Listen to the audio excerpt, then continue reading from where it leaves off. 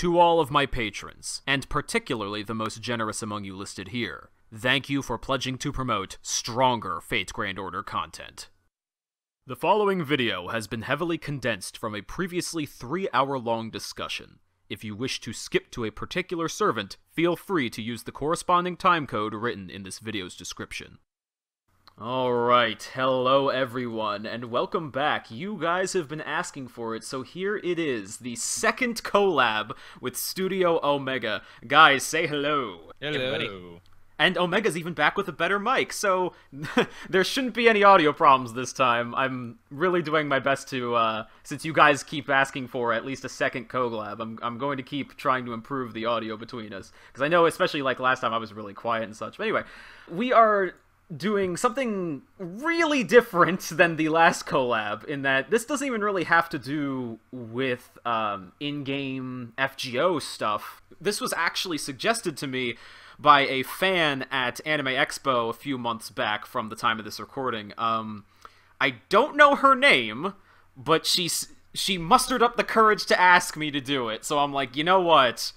This is actually really worthwhile to talk about, because it's been something that's plagued the internet since pretty much the inception of Fate Stay Night, and that is there anyone in the Fate Stay Night universe, FGO universe, whatever alternate timeline dimension, could they beat Gil? Is there anyone who could actually beat Gil?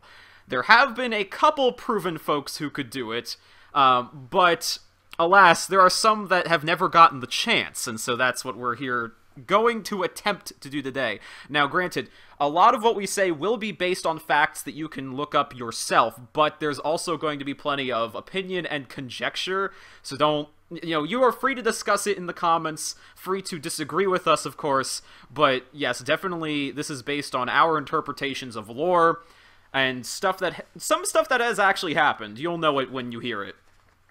So, just keep that in mind, okay? Don't get too angry, alright? And we will, okay, I'm just gonna say it for us up front, and I think you guys will agree. Yes, Nasu has said, fact, that Gilgamesh is definitely, quote-unquote, the strongest servant, or something like that. Something where it's like, that nobody could technically beat Gil when he's serious, But that's the point, is that Gil is an arrogant asshole and thinks everyone is beneath him, so he doesn't ever need to go full strength. Most of the time. So there's something very important about that, because basically for Gil to go serious on someone basically means that Gil is acknowledging that person as someone equal to him. Right. So one of those.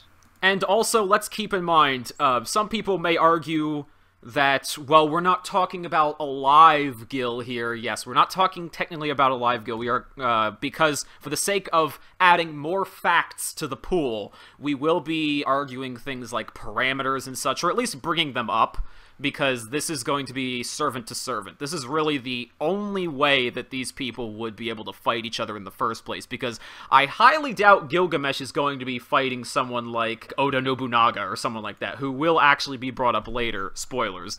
So yeah, like, that's really the only way that's ever going to happen, unless Nasu pulled out some major bullshit, like more than usual. So, beyond that, we're going to go servant to servant. So with that out of the way, who even is Gilgamesh? What can he do? Gilgamesh, King of Heroes, one of the first fictional characters ever, because that's how old the Epic of Gilgamesh is. If you want to get into timelines, technically, Karna and Arjuna, those are technically set earlier, but they were written later. So that is why Gilgamesh is one of the strongest characters, because his mystery, which is a quality to things which are older and more mysterious, literally, there's not a lot of deeper meaning there, it's just they're shrouded in the mystery of time. Add a lot of finger wiggling. A lot of finger wiggling. Gil is so old, he is so mysterious, and thus he has a lot of power. Sort of. So his parameters in FGO, because they fluctuate a lot, so we're trying to find a nice neutral point. He's pretty powerful in FGO, it's described. So he has a strength of B, an agility of C, mana B, luck A, noble phantasm EX. He's pretty lucky, but his actual physical parameters aren't super great. Skills of independent action A and magic resistance E. Yes, Gilgamesh has no inherent magic resistance. He gets all of that from being a servant. skills of Charisma A, Divinity, which fluctuates between B and A+, and his Collector EX, which honestly don't really matter to this discussion. It's very lovely that FGO made those have a mechanical effect. What the skills actually do is just shiny things find their way to Gil. Let's leave the big one for last. First of all, he's got Gate of Babylon, which is ranked E to A++. This is his royal treasury. Because Gilgamesh was said in his legend, his treasury theoretically contains, if not an actual noble phantasm, but at least a prototype of every noble phantasm ever, except certain divine constructs. Gil's preferred method of using these is to shoot them at people, even though they're swords and stuff. Quite impressive with this barrage of things. It's honestly one of the reasons why he's quite so dangerous is because he has the ability to shoot many, many noble phantasm quality weapons any direction he likes. He cannot make them go in curves as far as we know, but he can make them come from any angle in a straight line. One of the infamous things he has in there is the noble phantasm, which is named Enkidu, which is his chains of heaven, which are used to attack and also bind people and explicitly are stronger against binding servants with the divinity quality. Merodach, which is, oddly enough, for some reason described as Graham in Fate's Day Night, but a prototype of that, which is a dragon-slaying sword. So theoretically, one of the reasons why Gil is so strong is that he can have any tool he needs for the job. Phantasm doesn't really come up a lot. It's more seen with his child and caster forms, I think, but he technically still has it as an archer. If this pronunciation is right, but I'm going to try. It's Sha Nakba Imuru. A noble phantasm, which is basically akin to an EX clairvoyance. Gil can reveal true names. He can see past, present, future. He can see alternate timelines. He can see anything he wants to see if he cares. We're going to try to avoid FGO spoilers for this, but obviously talking about some of these characters, we may spoil works they are originally from. But Fate's Day Night's been out for a while, guys. You should be familiar with the outline. Well, normally Aya's not that impressive. It's just a sword that's not a sword. Sometimes it's called a staff or a wand. It's that big circly thing he does. Yeah, he can stab people with it, but Aya has the ability Enema Elish, which is why Gil is so powerful. Like, you think the gate's enough, but no, Enema Elish is sometimes confusing or frustrating to describe, but basically, honestly, there's a lot of flowery language involved in this, guys, so I'm sorry if it sounds a little overblown, but that's how it's written a lot of the time. You know, simultaneously attack all enemies in sight. He can, you know, produce a blast that tears apart the earth and sky and whatnot. And ultimately, the best way to express it is that Enema Elish sucks everything in, almost kind of like a naked singularity. Like, you may have heard this discussed in physics, the idea that you can't see that point of singularity. It would be devastating. It kind of opens up this void in creation, and anything in the area falls in and is immediately destroyed, because being exposed to the nothingness or the raw truth of the universe is very bad in Nasu's writings. It to seek the root. Most of them who, like, poke it, they get obliterated. It's really what Enema Elish does. It is described as an anti-world noble phantasm. Thoughts on the big man Gil? Well, my immediate thoughts is this is I like bringing this up, but this version of Gilgamesh, Archer Gilgamesh, is specifically the Gilgamesh in the story before he's gone on his quest for immortality. If you guys haven't read the cliff notes on his story, you guys really should. It gives a really, really good background to who he is, why he is, and why he acts his way. Right. Yeah, so a good point. We are talking about specifically Archer Gilgamesh. That should be noted. Since he's the one most seen using Aya, especially in other Fate works beyond FGO. And Caster Gil he's not really the best showing of Gilgamesh because he's specifically meant to be a mockery of Solomon. So we are definitely going with Archer Gil because that's the best display that we know of his combat abilities. The fact that Caster Gil exists is a good way of showing how flexible Gilgamesh is. He doesn't have to just shoot swords and stuff out of the Gate of Babylon. He can throw wands and magic staves if he felt like it. It's just he chooses to fruitlessly throw swords at people. Right. If there's nothing else to say about Gil as himself, we should probably start moving into the contenders as far as fighting game. That's fair. So, well, actually, before we do that, we should mention, definitely just right out of the gate, no pun intended, who will not be on this list of contenders for sure. Not even honorable mentions. There are actually 2 entries we have on this list.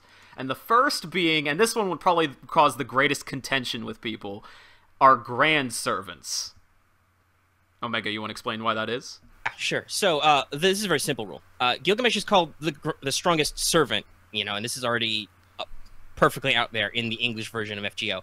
But the grand servants are a higher caliber of servant container. They are literally a level above regular servants, and they are very strong from what we have seen of them. So there's really no contest here, because as far as we know currently, grand servants are greater than regular servants. Also, we don't know a lot about grand servants. We have only seen a few possible candidates for grand servant in the actual story so far. There are a lot of open questions. So that's why I say, as far as we know, grand servant greater than regular servant. Yes. And I mean, there are people who will argue spoilers. It's inevitable. But without giving away any spoilers, if you know the showings of Solomon and King Hassan, you should know within your soul that Gil probably could not fight these people. They become beyond servants and become more of concepts than anything. Especially like King Hassan, who I don't really need to go and I don't need to worry about spoilers that much or anything, because you will see him very much in Babylon. It could be argued that, well, but Solomon this or Solomon that, so I'll make it fair to you people. King Hassan, his showings in Babylonia, basically, I don't want to say they completely prove that he could beat Gil, but rather it's more like the guy is basically the concept of death at this point as a grand servant. How do you, we know what Ea can do, but how do you actually apply physical tearing of the universe to basically a guy who acts as a concept? I mean, Gawain was basically the right-hand man of Artoria for years and years, especially in Camelot timeline, for that singularity. And this guy, King Hassan was futterwackering around Gawain in his best element. The sun was out and everything, and he's just I can't lay a finger on this guy. So, yes, Gawain was fighting him with swords, but that was the best guy Artoria had, basically, with normal, above normal, paranormal combat prowess, and he couldn't do anything to King Hassan. And okay, slight spoilers, but nothing that Lucky hasn't already heard, because he wants to avoid spoilers too. When you deal with the Beast class in Babylonia, take note of the fact that Gil needs help to fight that Beast class. King Hassan just bops in and basically does half the job by himself. It's no big deal. That's how big a deal King Hassan is, and that's how basically above Gilgamesh as a servant he is. So that's why, right away, that's why no grand servants. There's no contest. There's no discussion to be had there. We're pretty sure they win. Yeah, and then, there's one more. There is Void Shiki. And anyone who knows about Kara no Kyokai lore should be throwing up their hands well, obviously. Void as a concept is very spoily for Kara no Kyokai, but at the same time, I think we could pretty easily say, you have to go to the end. She flat up explains herself, Kara no Kyokai, and basically she could rewrite all of human history out of thought, but doesn't want to. Because what's the point? There has been some waffling over the years about how strong Void is practically, but even so, conceptually, of, the swirl at the heart of the universe, this very big deal concept to the Nasuverse. She is supposed to be the personality of that effect, and thus she wields incredible cosmic power because she is plugged into the heart of the universe, right? Basically, Gilgamesh would be trying to 1v1, not the universe, but basically God. Not a god or something like he's done in his legends. No, like basically the creator of everything. With something that he created, that God created, basically. I would go say more an avatar of the universe. Right. Yeah. Like, he can tear a hole in the universe, he can't fight the universe. Yeah, I said this before when we were trying to figure out our like format setup before we started, that I'm pretty sure technically what Gil is punching a hole to is technically where Void is from. He creates a space in the universe that sucks everything in and destroys it, renders it back to null creation. I'm pretty sure that's where Void is from. So you could argue, like, maybe when she's limited by being personified as a servant, there's a fight there, but I'm pretty sure Void's not really trying, because that would be dull. Right. It's basically Gilgamesh, but less of an asshole. And more powerful. And prettier. That is true, too. Although I'm sure the fangirls would disagree with you, Lucky. Because don't forget, Gilgamesh has fangirls. Gil has this bad habit of ditching his shirt a lot. That is definitely helpful to his cause. Alrighty, so with the non-applicable people out of the way, we could finally get to the meat and potatoes, which are the main contenders. The people who actually stand a fair chance... sorta kinda, well, we'll get to some that are more sorta kinda than others, of actually beating Gil. Or at least stalemating him. We'll go that far. At least they could probably stalemate him. And we'll start off with someone who actually has beaten Gil, and that would be Artoria Pendragon, Saber herself. The caveat here is this is with Avalon as she appears in the Stay Night Route of Fate, which is, yes, that's canonical. That's a timeline. That happened. Which means if that ever happened again, say Artoria got a hold of Avalon, we could pretty much guarantee if she ever had to fight Gil, she'd probably be able to beat him again. Artoria's another character whose parameters fluctuate a lot. We were again going with FGO because that's a nice, well-rounded. You may even begin to see how she could win this fight a little bit before we even get into the Mystic stuff, because Artoria has Strength of B, Endurance of B, and Agility of B, and then got an A+ Luck and an A++ Noble Phantasm. So apart from Noble Phantasm, she already has, and Luck. She has Gil beat in basically every aspect of physical conflict. Very high natural magic resistance of A. She's got Writing B, Mana Burst A, which is very important to this. The very powerful skill Intuition A, which we all know that in Fate Grand Order, instinct or intuition skills are kind of a joke, and they've been slowly being replaced as the game goes on.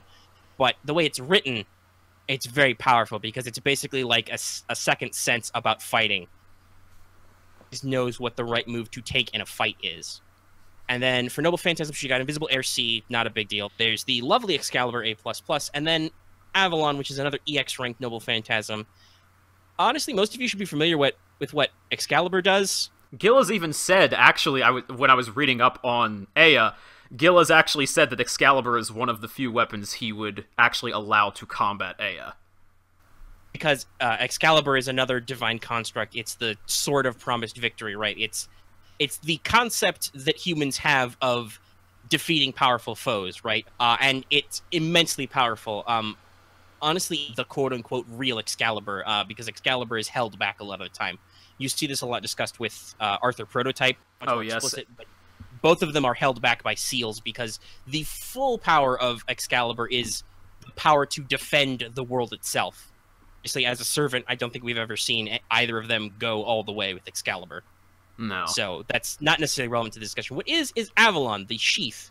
It's a sheath, but also it's a portable fortress, it's called. It causes almost instantaneous recovery of all injuries, and when using its true name, it even seems to displace the user in time and space, and just injuries don't even happen to them.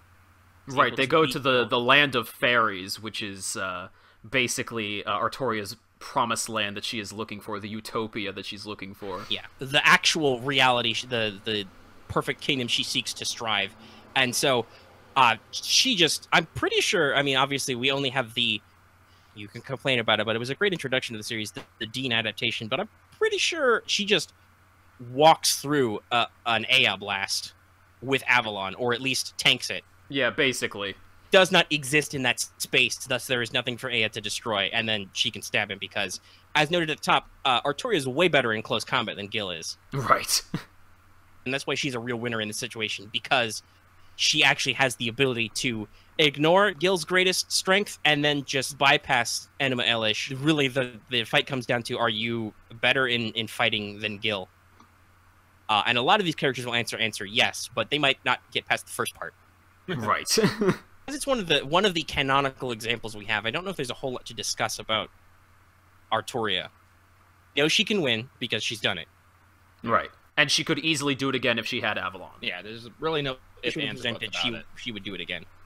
Hence why she's top of the list. She has the most likely chance because she's definitely done it.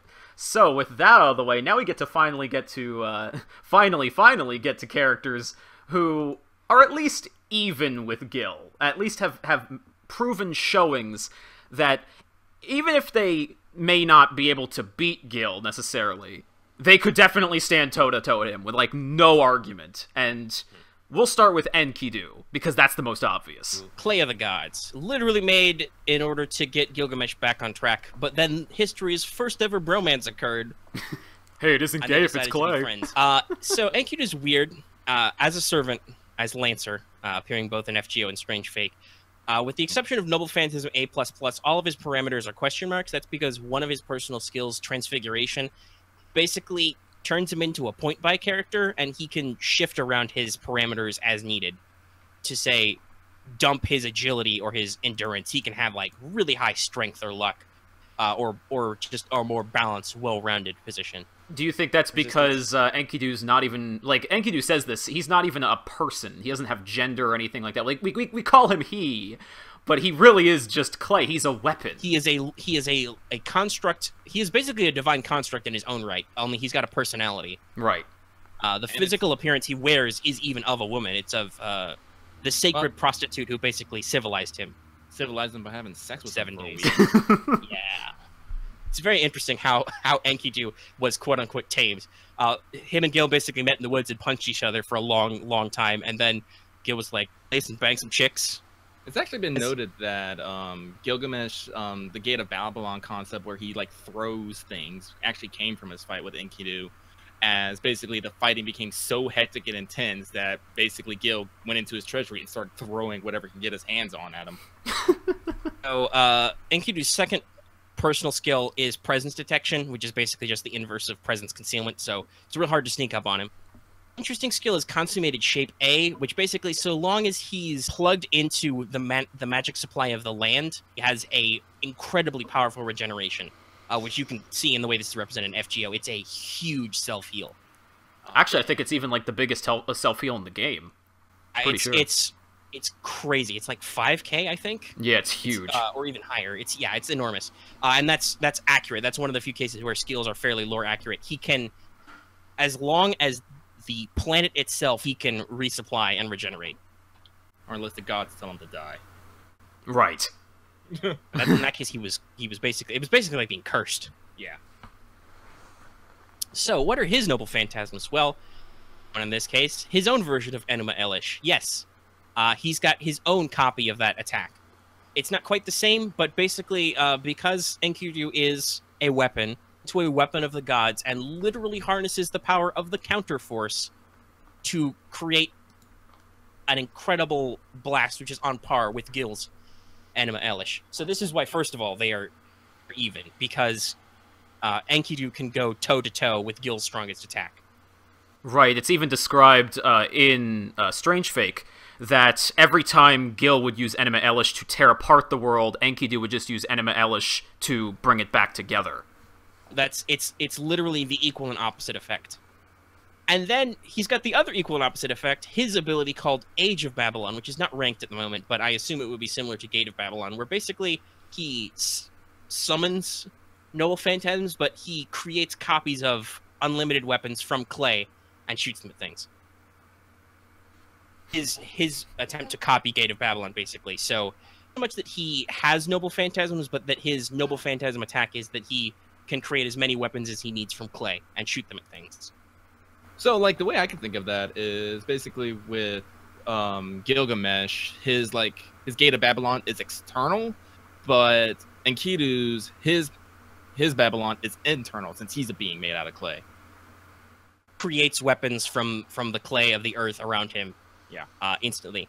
It's 2 unlimited blade works, and don't worry, we're going to talk about that later. We're talking about canonical times Gil is lost, so yes, we'll mention that later. Of course. It's not unlimited blade works where the weapons already exist, but he does create them on the spot. If you hear all that, it's pretty simple. Enkidu is literally opposite number of Gilgamesh. He was supposed to be an equal to Gil to bring him back on track, and then they made friends instead. But in a fight, they have fought to a standstill. And at this point in time, I don't think a situation has arisen until one of them stops. And I'm not even sure that's how it would work. They might have to exhaust each other. Right. So yeah, this one's pretty tricky just because, as I pointed out, it's not sometimes it's not about straight winning. It's just a matter of actually, as you pointed out, Omega, can you actually just take on Gil once you get past Aya? Though I would point out, as I did before, transfiguration does mean make himself, you know, physically stronger than Gil if he wanted, or have more endurance or agility. Need something to do that. Right. So it's not out of the question that he could beat Gil. It's definitely in the question, basically. If I remember correctly, the fight stopped because Gil stopped it because he just literally like fell on his back and started laughing. Described a couple of times, but the ultimate result is that it's a draw because they don't want to go on anymore. Right. So with that said, speaking of Strange Fake, though, there's definitely someone who, out of nowhere, can make Gil actually shit his pants, and it's a blast from his past, funny enough, but in a different form. It is Archer Heracles, also known as Alcides, I think you would pronounce it as. I believe it's a hard C in Greek, so it would be Alcides. Alcides, something like that. Something yeah, like this that. guy's basically infamous, or maybe famous, across the Fate fandom as being absurdly terrifying with not only his parameters, but the fact that he actually made Gil go like, whoa. Like, just put his hands up in the air and be like, whoa, what the fuck? Oh, yeah, no. I haven't read it like a direct translation, but I have heard their conflict described. Nobody's ever made Gil go 0 to 60 faster than Alcides. I don't know it. It's impressive. Let's break him down. So, there's an asterisk on these parameters because we can't say exactly what the literal Archer class Heracles is like because Alcides is basically Herc Alter. So for those purposes, in my notes, I have not necessarily included some of his abilities that would be in as Alcides because technically he's like a double class with like Avenger class skills and stuff. Yes, because he was corrupted by the mud of the Grail on purpose. He is an Archer who is also an Avenger, and I have, for the sake of discussion, I've tried to excise some of that. So this is a very theoretical parameter. Though once again, that's almost like one of those like situations where it's doesn't get serious. We're pretty sure Alcides could win. Right, he definitely has the potential. So parameters: Strength A, Endurance B, Agility A, Mana A, Luck B, Noble Phantasm A++. Right there, you can see it. He is a high-quality servant from just the raw stats. A-level Independent Action, A-level Divinity, an A-level Battle Continuation, an A+ level Valor, and then Eye of the Mind False for rank B, which is basically the ability to kind of like see the flow of battle. It's not like an instinctual knowledge, but like a training to certain types of reaction. 9 Lives, which is ranked variably like C to A+. This is his famous ability to defeat the Hydra. It's said to be at its most powerful when he has a bow, but he can technically use it with any weapon. It's basically just a technique where he attacks, and he attacks so fast and so overwhelmingly that he can bypass any form of defense. And he's an archer, because that's when he originally used it. And then there's Slash. This is either God Hand B or King's Order C to A+, because it seems like Herc cannot both use God Hand, which is the representation of his completed 12 labors, and his being deified after death. It gives him literally 12 lives. He can use the Pelt of the Nemean Lion. He can use the Hydra's blood arrows, which is, by the way, if you've never read about what the Hydra poison is like, it's bad. It made Chiron give up his immortality. It was that bad. So hard, Chiron was like, I can't be immortal for this. You gotta let me die. Yep. It's bad. And yeah, you know, it's just, he can use the Stimpalian birds and lots of other abilities. So, honestly, I think Archer Herc would be better if he used King's Order, because Explicitly, the pelt of the Nemean lion blocks mundane weapons. Which is perfect for blocking maybe Gate of Babylon. It would severely limit the types of tools Gil can use out of Gate of Babylon to hurt him. This isn't a spoiler, because I'm pretty sure it's like right away when they meet, but Alcides straight up tells Gil, you need to pull out your strongest weapon and use it if you want to win. He straight up says, give me Ea. Like, fuck you, nerd. No. So, you guys can hear from this that this is Herc, one of the most famous, hugely famous, and even today, most people probably know about a lot of his labors because, hey, you know what? A lot of those zodiac constellations, those are drawn from Herc's labors, like Aquarius. God knows what noble phantasm is for that labor. And Herc has, as you pointed out with Charon, he has touched inadvertently or on purpose quite a lot of other legendary heroes and characters. He was an Argonaut. Right. An Argonaut. He was one of Jason's only friends. He was taught by Chiron. He is an ancestor to several other Greek heroes. He's a big fucking deal, okay? And he, as a servant, has the characteristics to back it up. Gil is said to be basically any class. The only class container that not qualify for is caster, because there's no history of magecraft. But it's not like he needs it. No, he really doesn't. And like I said, honestly, the fact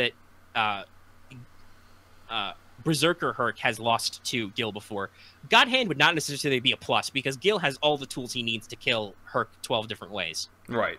This is another one of those cases where, a lot like Enkidu, this is very clearly a stalemate. We still clinch this one if he wants to go all the way with Enema Elish. The question is, would he find the real deal Herc a worthy enough opponent to do it? And we also have to keep in mind, as you pointed out, with, say, 9 lives, or really anything he can do, would Gil even be quick enough to pull out Ea before Herc could kill him? He would have to take... This is the caveat, right? Gil would have to be serious. He would have to take Herc seriously enough. Right. Yeah. I don't know. Herc does have one glaring weakness. That very high level of divinity means that if Gil gets him with the Enkidu Chains of Heaven, that's probably a checkmate. Right. He's gonna be stuck. It'll be deja vu all over again. Yeah, but he has Eye of this place before. He has Eye of the Mind Fall, so who knows? He might be able to see it coming this time. That's true. He's not a berserker this time. He has complete clarity of his mind. Why we see that Archer Herc is the scary one, because Madness Enhancement ups your parameters like crazy, but you lose a lot of your tactical sense.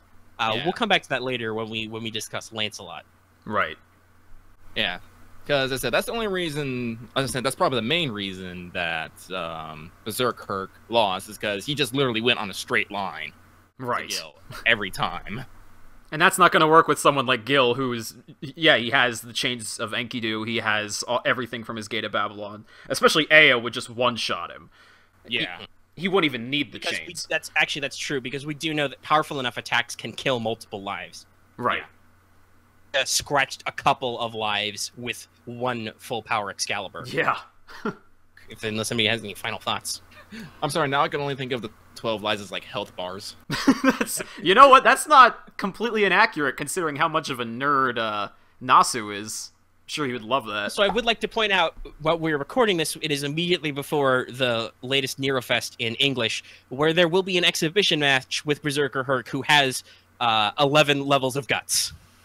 Yes, I think there's also an infamous stage in Agartha where he, basically his brother or something like that shows up, taking over Herc's body, and he also has a huge amount of guts.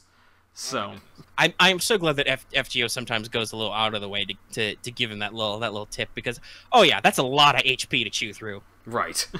Especially for somebody who can basically kill your servants in one shot. And also who has an evade. Right.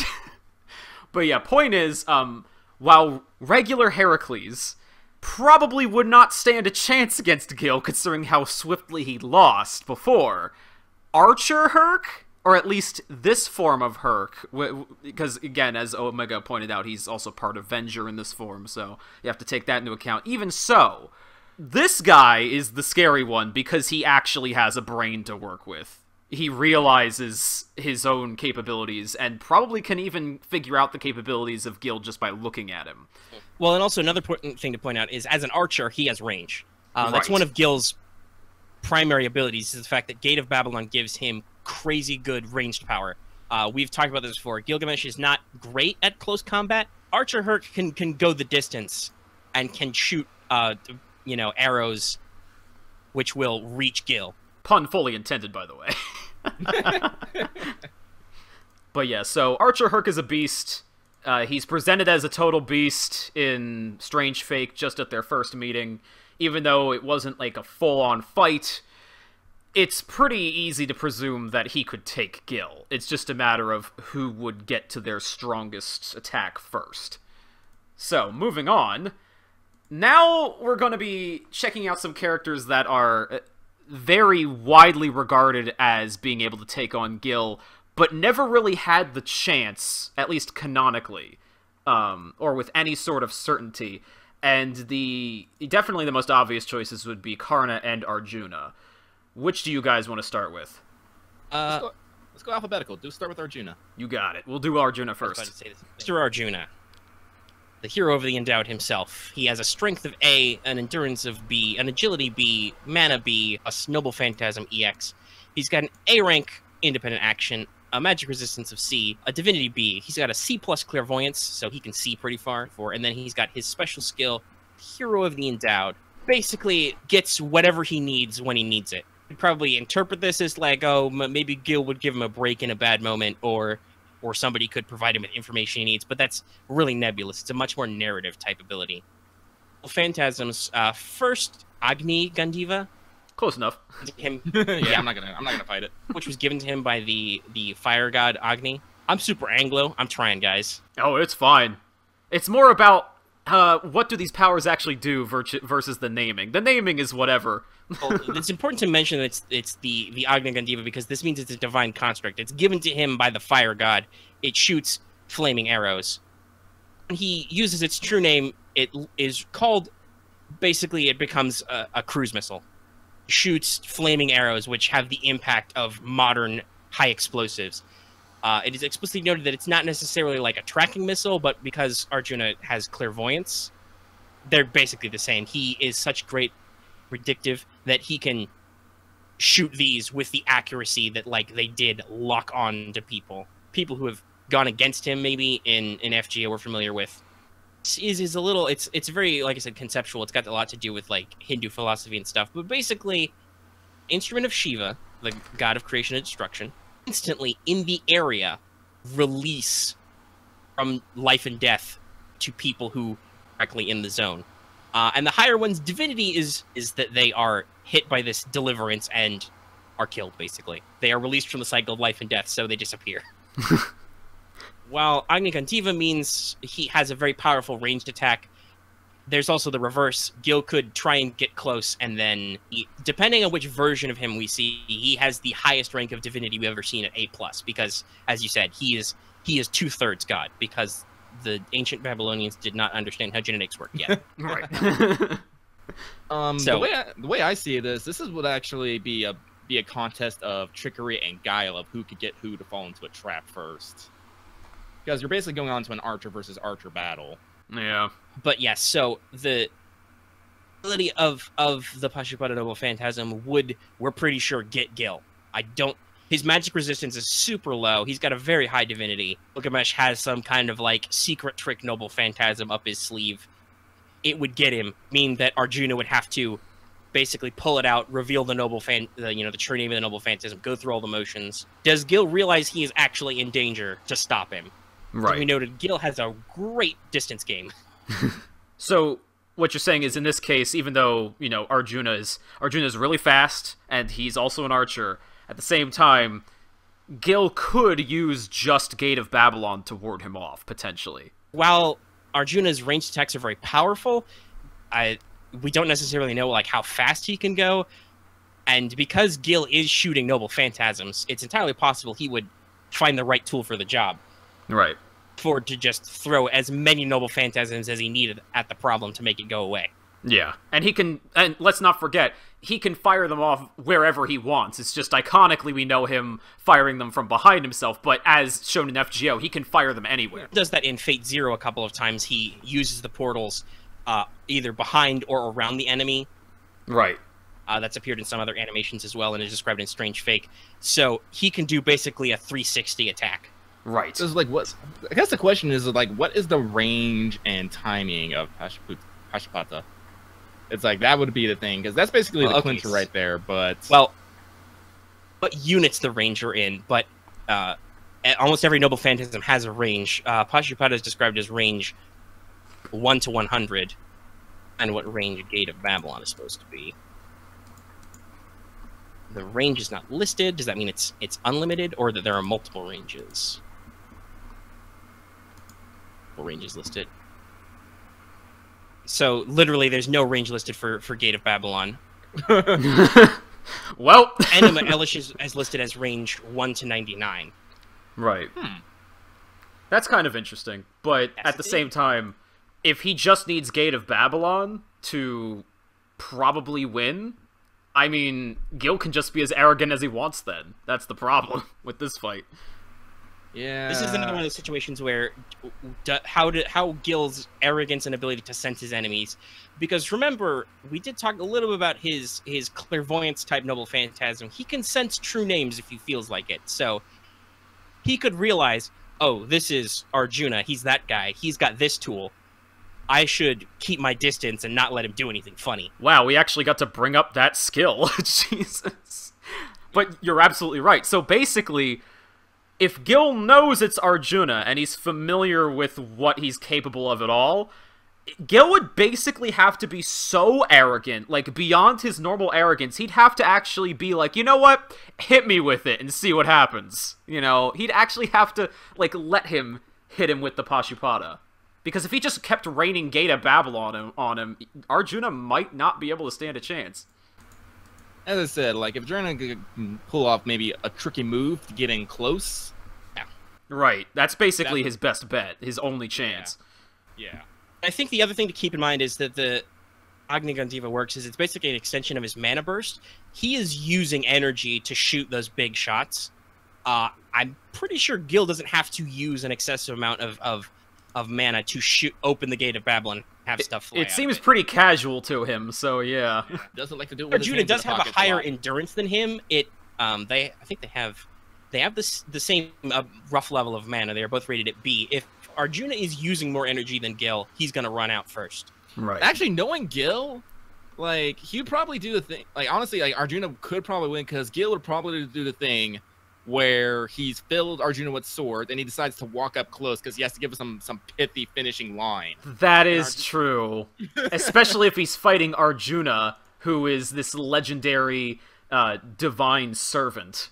You know, remember, like, think of like all of Gil's fight. He has never kept distance. He'll keep like a little bit of distance, but you know, remember, he let Iskander get real close with the chains. He let Herc get real close with the chains. He really wanted to keep away, and that didn't work for reasons. Yeah, so honestly, like, if Arjuna's willing to take a few hits and maybe put on a bit of an act, and you could argue maybe that's his hero of the endowed coming in. He gets what he needs. It could be that he gets an opportunity, but like on paper, sure. But when you put the human element into it, it's like I don't. This really could go either way. Very interesting story. So at least there is hope for Arjuna, that's for sure. So just because I'm kind of making him seem like an underdog with how I'm talking, it doesn't mean he doesn't stand a chance. As I said, it will take a very specific right. set of circumstances. But then we get to Karna. What's the difference there? Got a strength of B, an endurance of C, but an agility of A, mana B, luck D. So he's relatively unlucky compared to a lot of these contenders so far.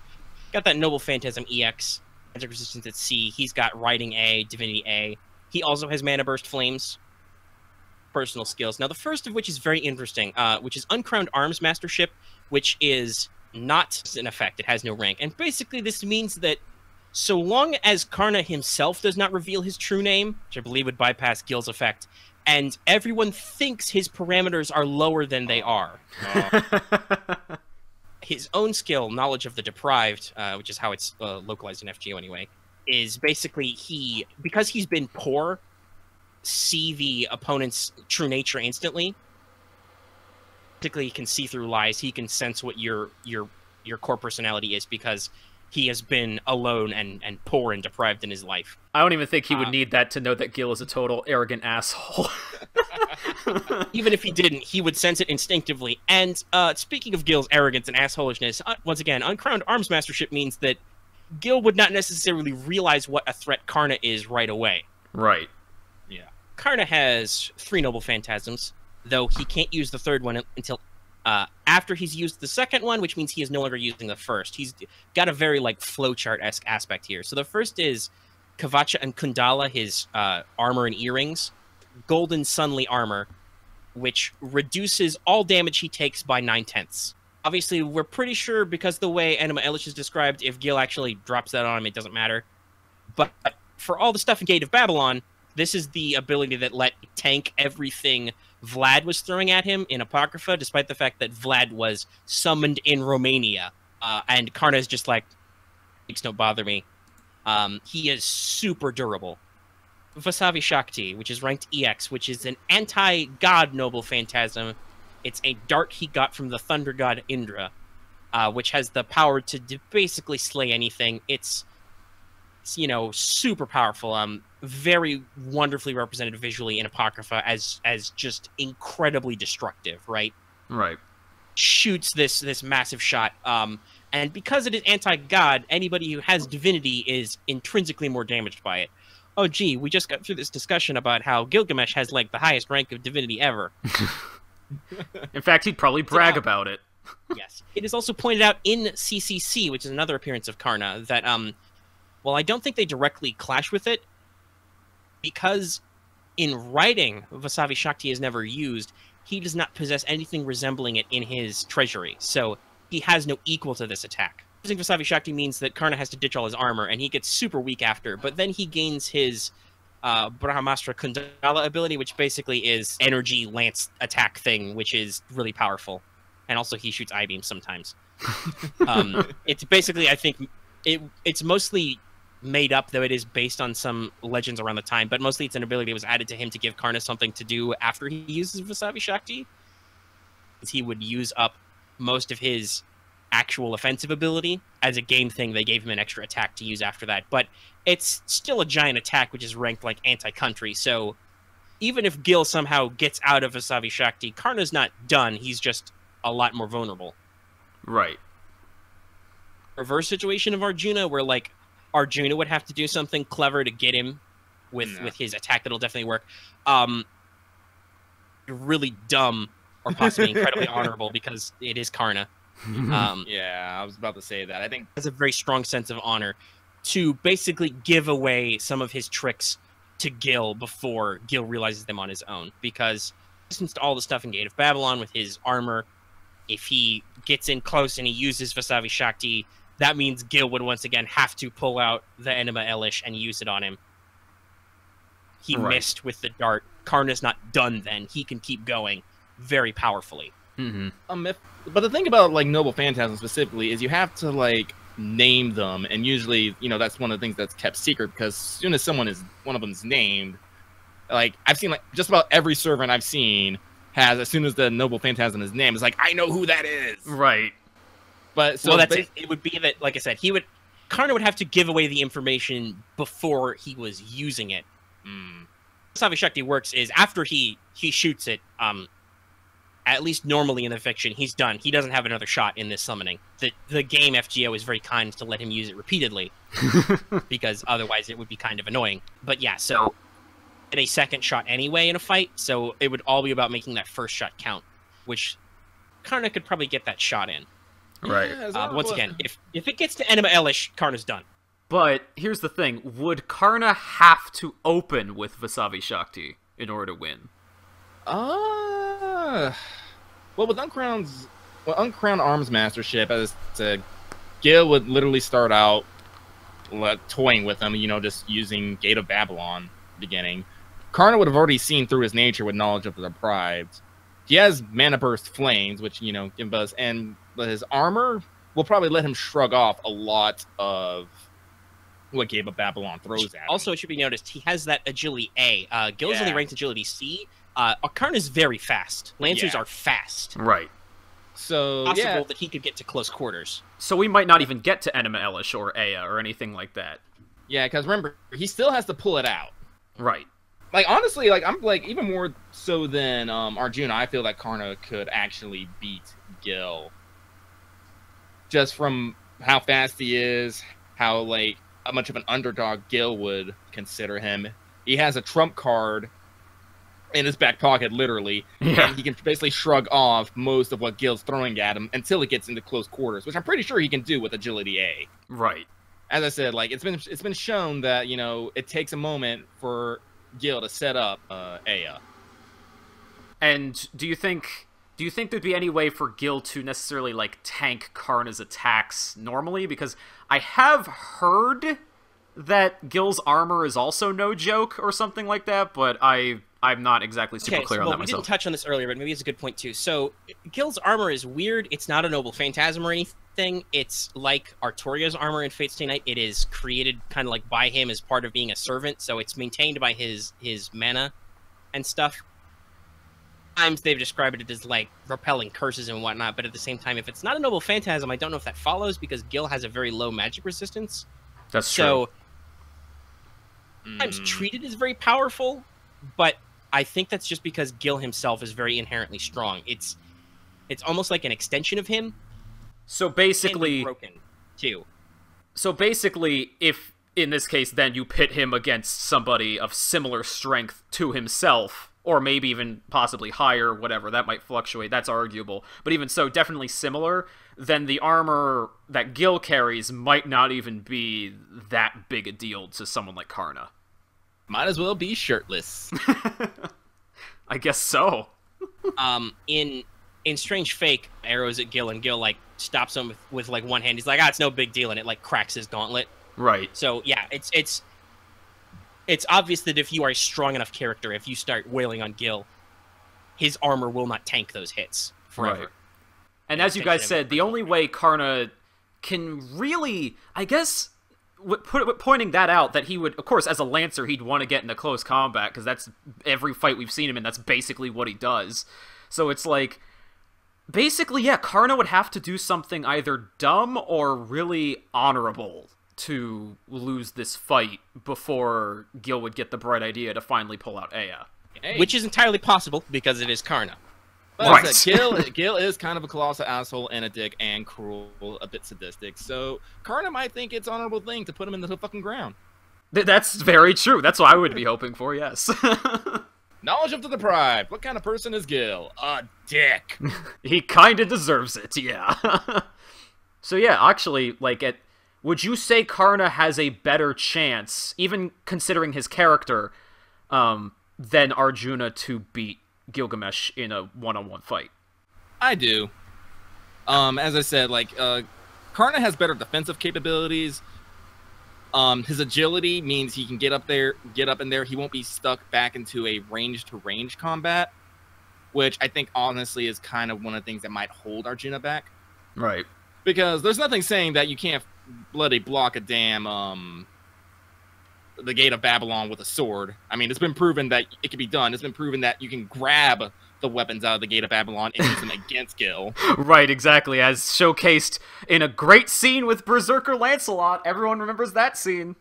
Yeah.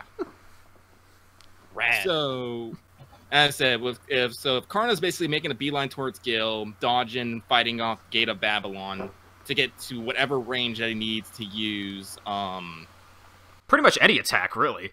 Yeah, pretty much any attack, Gil would crumble, and if Gil, like, does not literally open with Ea, probably will not have the time to bust it out. And as Omega pointed out, he would be at a disadvantage in his own arrogance because of Uncrowned Arms Mastership, because he would probably immediately, unless he knows it's Karna, and even then it's still Gil, so who knows? He would probably underestimate him anyway. Like, that's what it does, and makes him seem weaker. So literally, Gil would go, "Who is this? I can't even sense his power level." Right. A power level of 5. Pathetic. Karna does the Karna can. I'm sorry, now I'm just thinking of the scene from Dragon Ball Z, the first episode where Raditz just looks at the farmer and he's like, "What is this power level? It's so insignificant." That's Karna and Gil. Actually, I was thinking more of when Frieza comes back after Goku defeats him in Super Saiyan, when he comes back to Earth and then Trunks appears and he reads his power level and it's like a power level of 5 and he's like, whatever, and then Trunks whoops his ass. Cuts him in half. I think that would be a pretty apt comparison. I'd say, yeah, I think Karna might actually have a really fair chance of beating Gil. Yeah. A lot of people have probably, said that already. They've probably been yelling it at the screen for the last, 5-10 minutes we've been going on about Karna. But yeah, no, Karna's probably one of the best-suited characters to fight Gil, both in terms of ability and just personality. Right. Because, hey, remember, in FGO, class triangles, who beats archers? Lancers do. Fair enough. Alright, but then moving on, here's probably, okay, if not compared by power level, certainly by character, this man needs to be mentioned. Ozymandias, Ramses II. This guy, basically, a lot of people will consider a much nicer Gil, even though he's also kind of an asshole. Does he stand a chance? Now, he does have a much weirder Noble Phantasm, and he is a rider, so things are gonna get kind of weird from here on out. Omega, you take it away. If you look at his parameters, Oz isn't super impressive for a lot of them. He's got a strength of C, an endurance of C, agility B, luck A+, Noble Phantasm EX. Very good quality riding at A+, which might actually come up because this might turn into a vehicle fight. Resistance, he's got a B rank divinity. He's also got a Charisma B. He's got Imperial Privilege A, which is another very important point, because Imperial Privilege is one of those potential game changers. Person we seriously consider with Imperial Privilege because of his other abilities. Like, listen, we can talk about how great Nero is, but I don't think she's got anything in her back pocket that'll get Gil. No. I'm sorry, guys, but spoiler, I really don't think Nero would beat Gil. She couldn't even beat Ku-Alter. So she's only a saber because she said she wanted to be a saber. Yeah.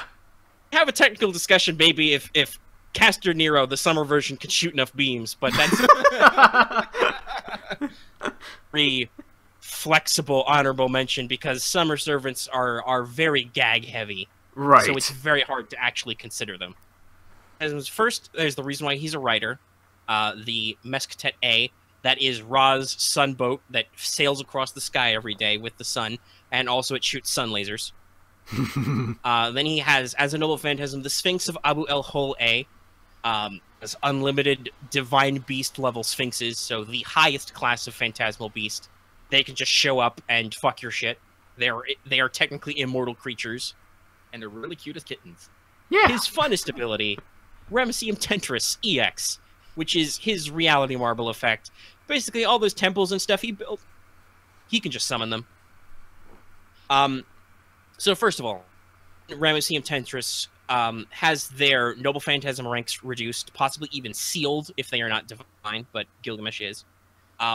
They are basically constantly poisoned, have any kind of resistance or, like, high magic resistance or inherent poison resistance effect. They are basically slowly losing their energy and possibly dying. In the Ramesseum Tentris, he is super indestructible. If he feels like it, he has a couple of special attacks. He has the Dendera Bulb, which basically he can shoot a giant electro laser, which in fragments I think is described as being able to, like, blow up Tokyo. Tokyo anyway with Mesquite, but the Dendera Bulb would just take the whole city out in one go. Or, if he feels like it, as seen in FGO, he can just fly a pyramid into you. Even he has the ego to match Gil. This would be a very interesting fight. Because Gil has lots of Noble Phantasms to throw at this problem. Including his ancient Indian spaceship. So I do want to note that it has been canonically noted that surprisingly, Gil and Ozzy get along fabulously. Well, that's no surprise. Yeah. because they do have very similar personalities, are very ignorant, very high pride.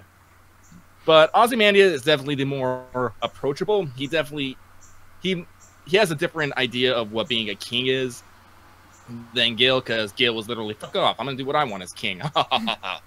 Ramesses the Great was very much a field king.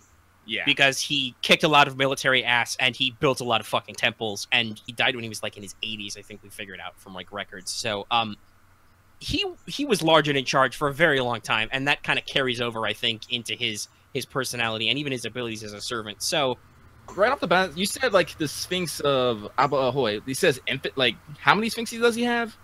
One guy? I think he has as many as he wants. Even if it's just one, it's basically an infinite regenerating creature.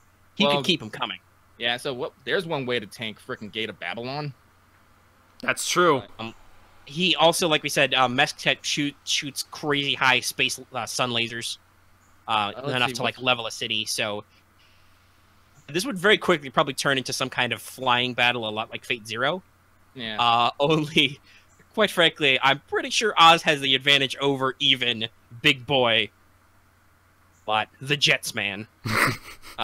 Yeah, what was Gil's mana? Real quick, let me check that again. B. So Ozzy has higher mana than Gil, so that means he could probably, like, shooting fucking lasers and whatnot, or the output, he might be able to last longer.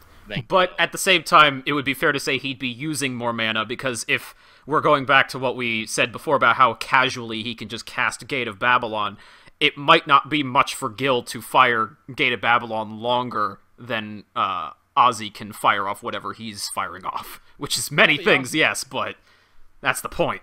Let's see, I guess it depends, because I know, like, let's see here, because he'll also have the Sphinx. I don't know, like, how much mana those would take and how much they could tank before, you know. It's a divine beast, so I think once it's summoned, it's self-perpetuating.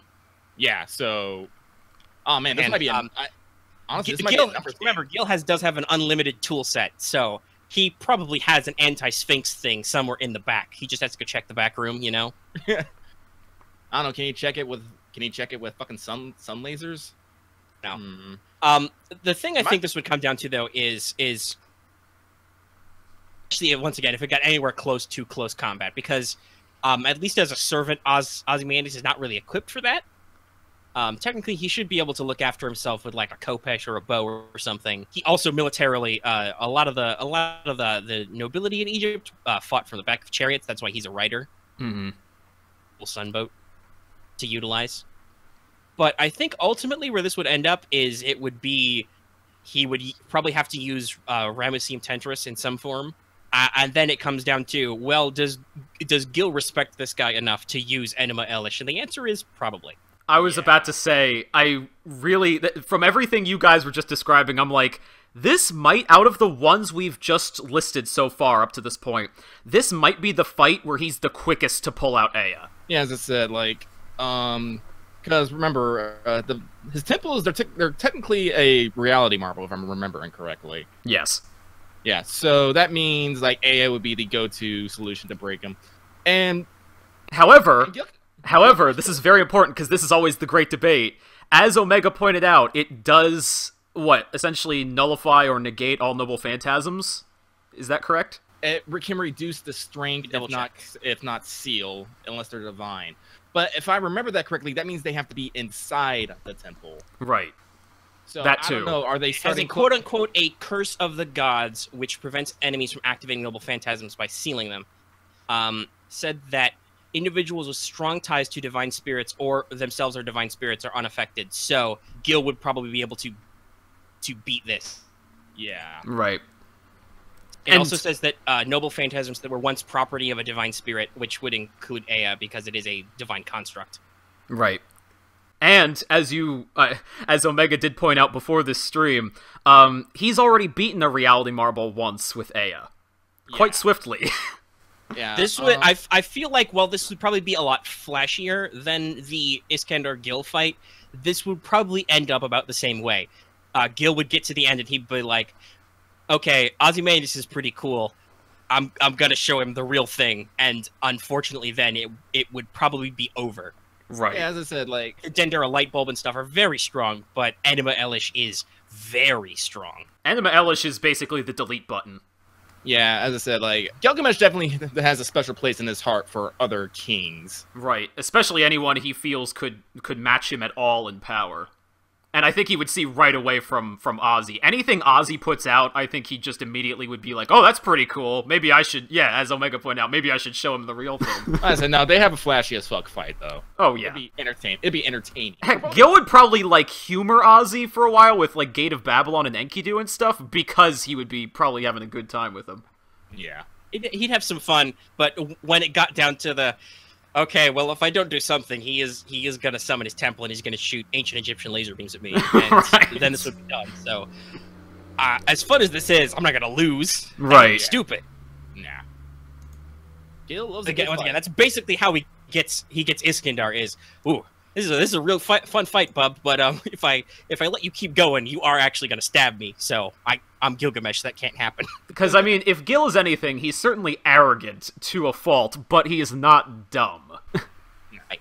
He is quite smart, and as we said before, he would sense his power, his true name, and realize how much of a risk this guy is, and he'd be like, okay, we can have some fun, but like I said, he has shown in desperate moments he will try and pull out AF. He realizes, oh, this guy's gonna get me.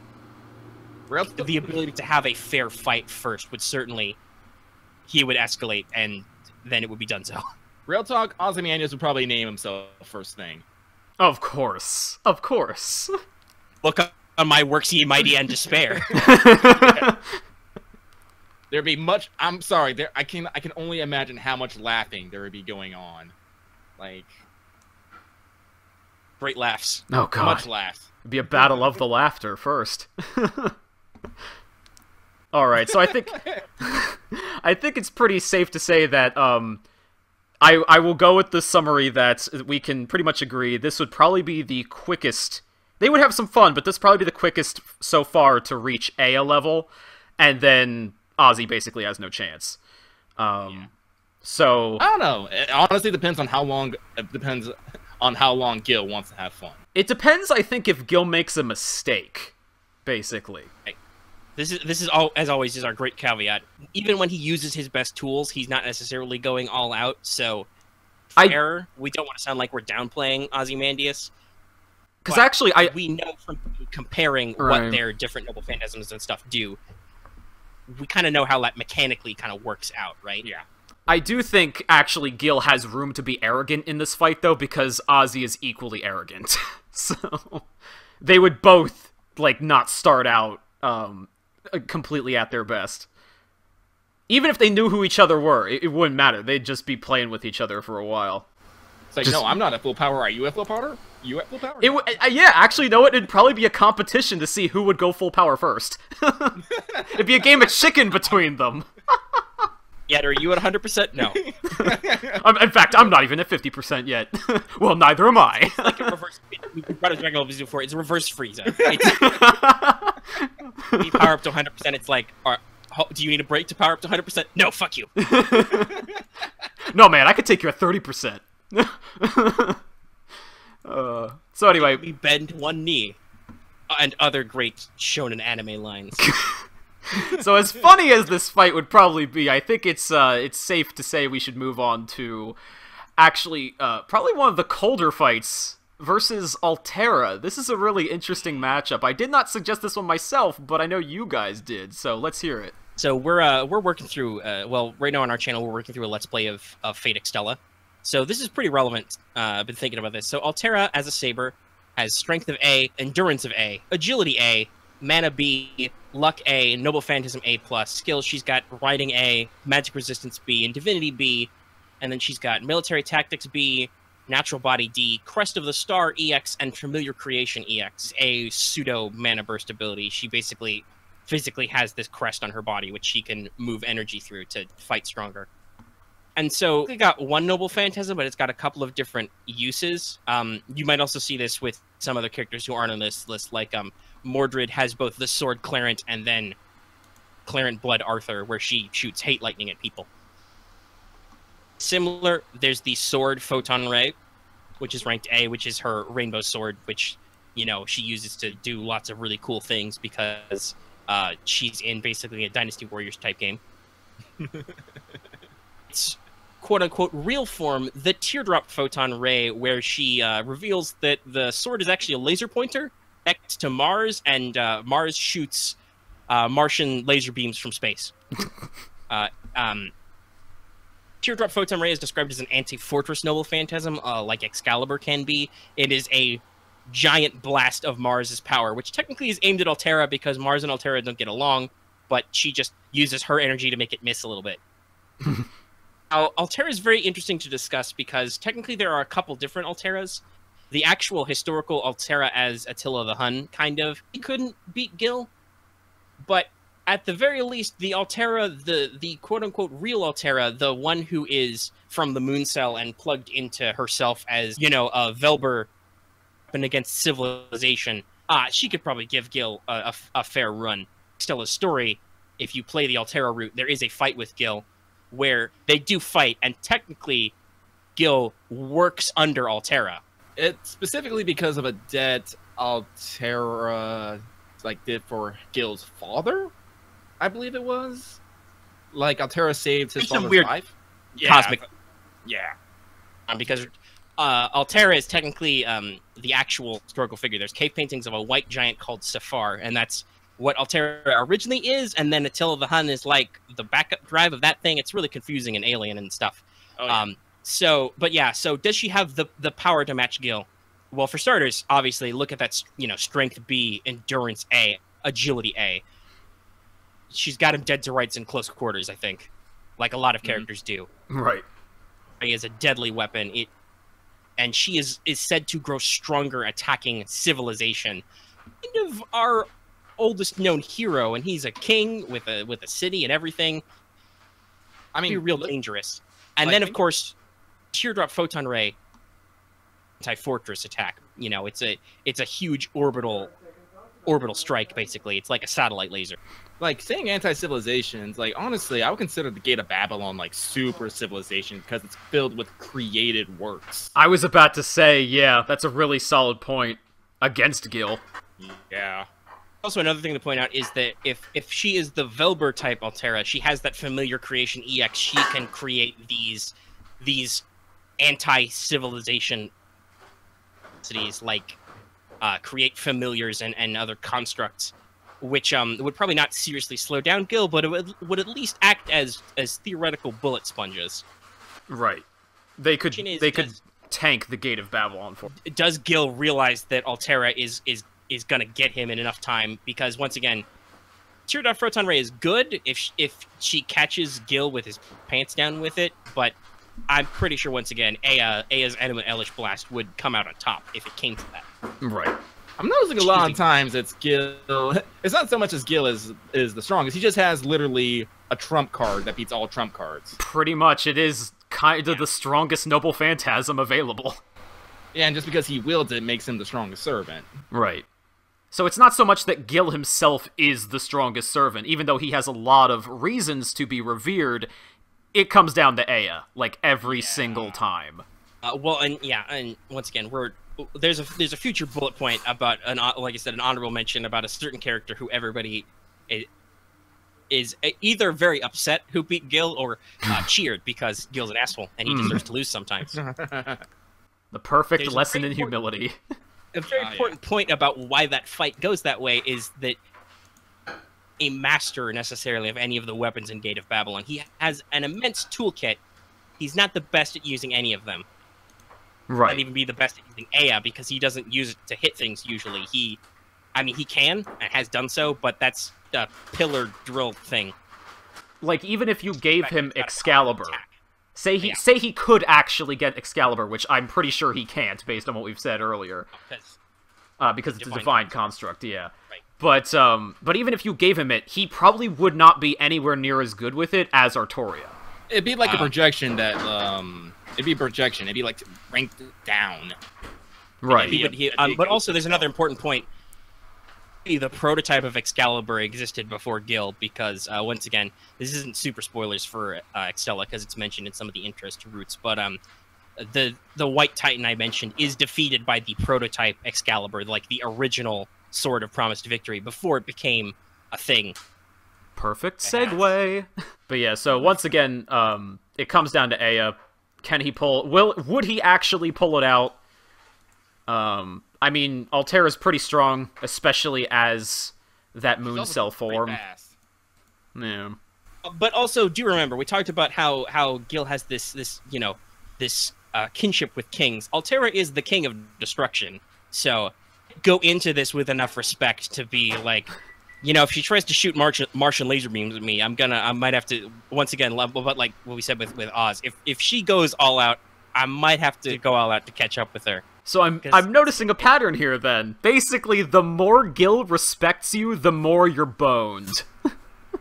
Honestly, yeah. This once again, we talked about his arrogance. It's the characters he underestimates who get closest.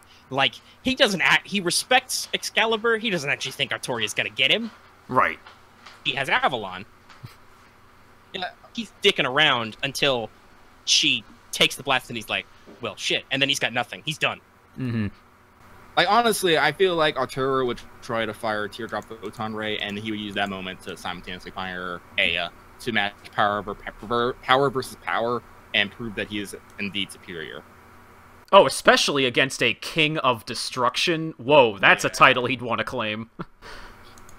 Now, the question is, but until Altera tried to fire it, I don't know he could stop her. Altera would literally have to stop, I think, and try to do that, because with the familiar creation... She is the scourge of God. She is, you know, a force of nature, basically. Even without getting into the weird alien cosmic horror stuff. You know, the way she is described is scary. So you think maybe Gil would be overwhelmed too quickly because he didn't pull out Aya quick enough? Maybe. Well, yeah. I'm trying. That's what I'm, like, as I said, like with Strength B, Endurance A, and Agility A, those three specifically, she would probably have the endurance to take a few hits. She could probably dodge most. Most of all, is once again the range. Does she have the ability to, you know, counteract Gate of Babylon long enough to get close? Right. She might. As a regular weapon, Photon Ray's pretty strong and flexible. And she's definitely got the stats to try. There are a couple of hypotheticals in this situation that would require clearing up to say for sure one way or the other.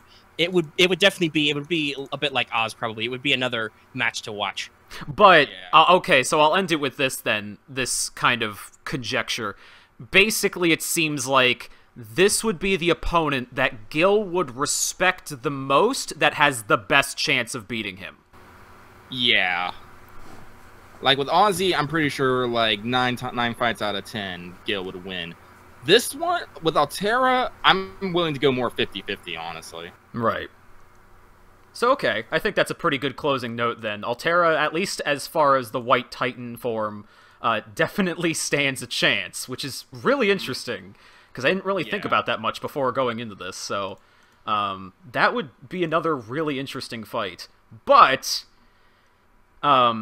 now let's get into some more, I guess, classic fights. These are more just, I have a list here, a small list of more warrior types that you guys have written down that do have the ability to fight gods or mysterious, kind of mystical beings and such.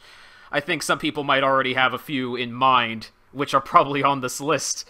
The most, namely, being Scáthach, since she brags to people that she's killed gods.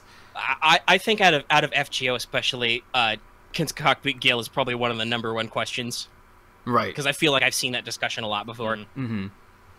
And so Scáthach's underlying parameters, she's got the Strength B. She also has the Endurance A, the Agility A, the Mana C. She's got a Luck A, surprisingly high luck for a Lancer. So for skills, for class skills, she's just got that Magic Resistance A. Then she's got her Primordial Runes, which is very interesting. So the Primordial Runes are like ancient magic circuits from the Age of Gods. Like Scáthach acquired her runes directly from Odin, basically. So she has, even as a Lancer, she has full-blown access to high-level magecraft. No longer exists in the world in some cases. The Wisdom of Scáthach at A+, which is a powerful Guardian-type figure. If she feels like it, basically mimic any skill that is not unique to a hero. So if she felt like it, she could have a knowledge of like military tactics and even impart that to another character.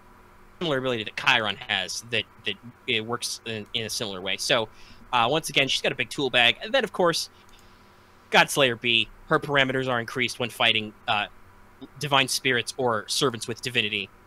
Once again, Gil has a very high divinity. Note, Scáthach has no divinity of her own, which means that, especially with her high agility, she's going to be pretty hard for the Gil man to pin down. And for Noble Phantasm, she has two. She has the Gaybolg Alternative, which is the B+. Basically, she can utilize both versions of Gaybolg at the same time, the throwing and the instant death causality form. Also, she has an additional ability to basically pin the target in space with one of them too, which is kind of like some Legends of Gaybolg, but are not utilized by, like, Kuhlane. For ultra fun, Gate of Sky A. So yeah, Scáthach is the ruler of the Land of Sky, the Isle of Sky, and the Land of Shadows, which is she can summon a giant gate that sucks everything into the Land of Shadows, and you either die instantly and your soul is sucked in, or it just sucks a lot for you, like it hurts a lot. So yeah, Scáthach's one of those characters who's definitely got the tools. Right, she sounds like the type who would very swiftly incapacitate Gil first and then kill him. Yeah, like, honestly, with God... Oh, go ahead, Lucky. No, Godslayer's gonna... Yeah, Godslayer, it's like, as I said, she already has Endurance and Agility A. Like, just the starting off. Godslayer on top of that?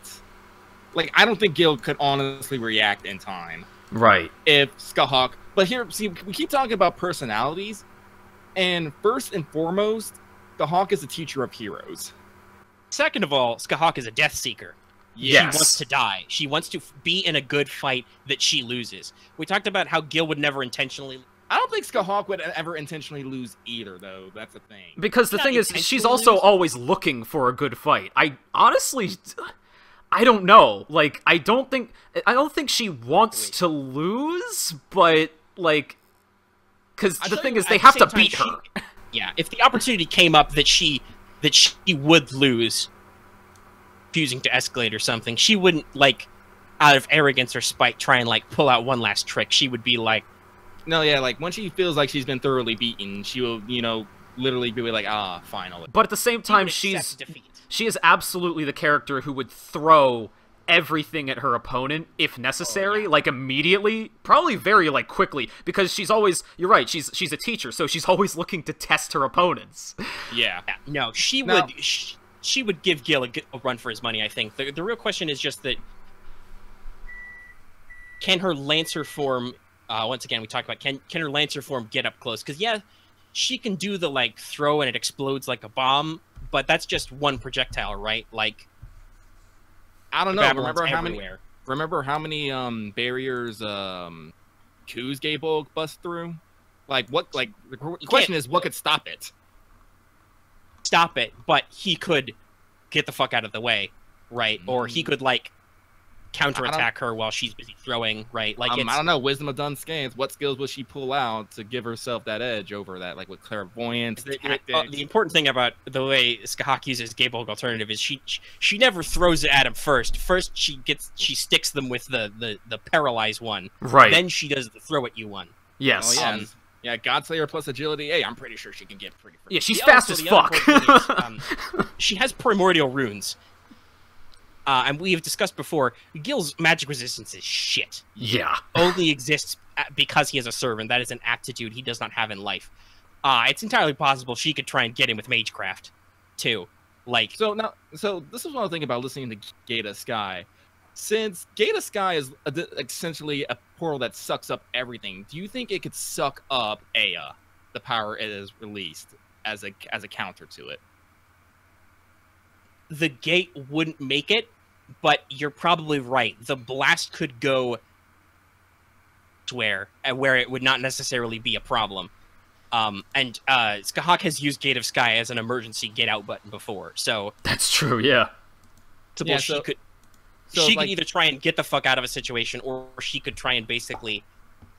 I don't think she can do it a second time. But actually, she probably wouldn't try it a second time. That's like, actually, yeah, she doesn't even. She needs. I don't think she even needs to use Gate of Sky to suck up Aya. She could, or any attack from it. She could actually use it maybe to like suck herself up, and so that Aya just pretty much misses completely. and then just comes right back and just kills his ass. As much as Like, real people talk- might complain. Go ahead, Lucky. Sorry, that got really excitable. Yeah, it really did. Yeah, the Gate of Sky. Yeah, it wouldn't necessarily like she wouldn't use it to suck up Gil, but like basically once she's used it once, I have this odd feeling like just the way she is as a Death Seeker, she would not like try to use it again. Like whatever opportunity she used it for, she would use it once, and if she like whatever result wasn't what she wanted, well, that's it. But here's the thing that gets me after that. What does Gil do after Aya fails? Right? The look on his face alone would probably be priceless. It's like that's Is that physically possible? Can I miss? Hold on, I gotta call some people. Phone from the Gate of Babylon dials up the ancient Mesopotamian gods. Is like, guys, I missed. Is that possible? the Mesopotamian gods be like, "Fuck you! You didn't never do what we want. Why do we care?" He hangs up, then he gets stabbed. Yeah, pretty I was gonna much. say, as much as some people may complain about how for a character who's written about very minimally, Scáthach seems pretty overblown. At the same time, I think that basically the way her character is once again, she's got the toolkit to match Gil pound for pound, and if he actually hits her, that's probably it. Oh yeah, But, definitely. like we said, with Agility A and Godslayer, and Wisdom of Dunscaith and all that, is she gonna let him get an easy shot? I don't. Not to mention, and this is kind of conjecture, but this is mostly proven by the game. I mean, not only is she a teacher, I mean, I think we can kind of agree she's probably one of the smartest fighting servants you could possibly have on your side. She might even be a little bit smarter than Gil, honestly. I wouldn't be surprised. Honestly- That's the Wisdom of Dunscaith coming in there. She has all this learning and knowledge because technically she's an immortal. Now you can say that's kind of weird that she's an immortal, but in fiction, in the legends, it's never recorded that she dies at any point. She just kind of leaves the narrative of Ku's legend and stays there. And considering one of her skills specifically accentuates how wise and or intelligent she is, I think that says something. Honestly, I honestly feel that Scáthach would honestly try to teach Gil a lesson. Like Probably. literally. Like try to like curb some of that arrogance from him in order so he would fight her a bit seriously. But even then, I don't think it'd be enough. He'd probably just laugh at her at a certain point, and she'd be like, "Oh, you're fucking helpless," and to just whoop his ass. Yeah. Yeah, so no, he'd laugh at her, and then she'd just backhanded with the flat end of one of her gay balls. Right. Like, all right, well, training begins now. I need art of Gilgamesh looking very, very scared next to Ku. I never thought we'd actually Our reach that characters who beat consensus. Scáthach- Oh my Scáthach, god. like she loses to Ku Alter, for instance.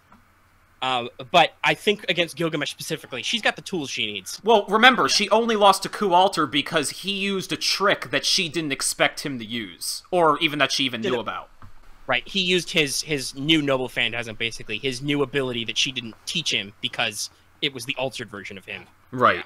Whereas Gil doesn't really have much to show off. He has Gate of Babylon, he has the Chains of Enkidu, and that's pretty much all he ever uses outside of Aya. And stuff in the Gate of Babylon, but I don't think it'll help him necessarily. Right. No. And do you think, in that case, if Scáthach's never seen Aya before, or even knows what it does, granted, Aya doesn't exactly happen immediately, Enema Elish doesn't exactly happen immediately. Do you think then Scáthach would immediately realize, given the power of it? Because remember, Iskandar took like one look at it, and he was like, holy shit, I could see the universe. I think Scáthach would take one look at this thing and be like, I need a plan. Well, No, I think she would have the wisdom to realize it's bad news bears. Right. Almost anybody who's ever actually seen him pull it out has been like, oh. So the other thing I was going to say just before that point was that, once again, there's always the question, it might never even get to Aya, because Scáthach has a unique ability. We've talked before about how some servants can get locked down pretty easy by Gil. I think Scáthach's one of the few characters who could lock Gil down, because she has her rune mage craft. She's got one of the abilities of her gay bolts would be to on him or freeze him in space.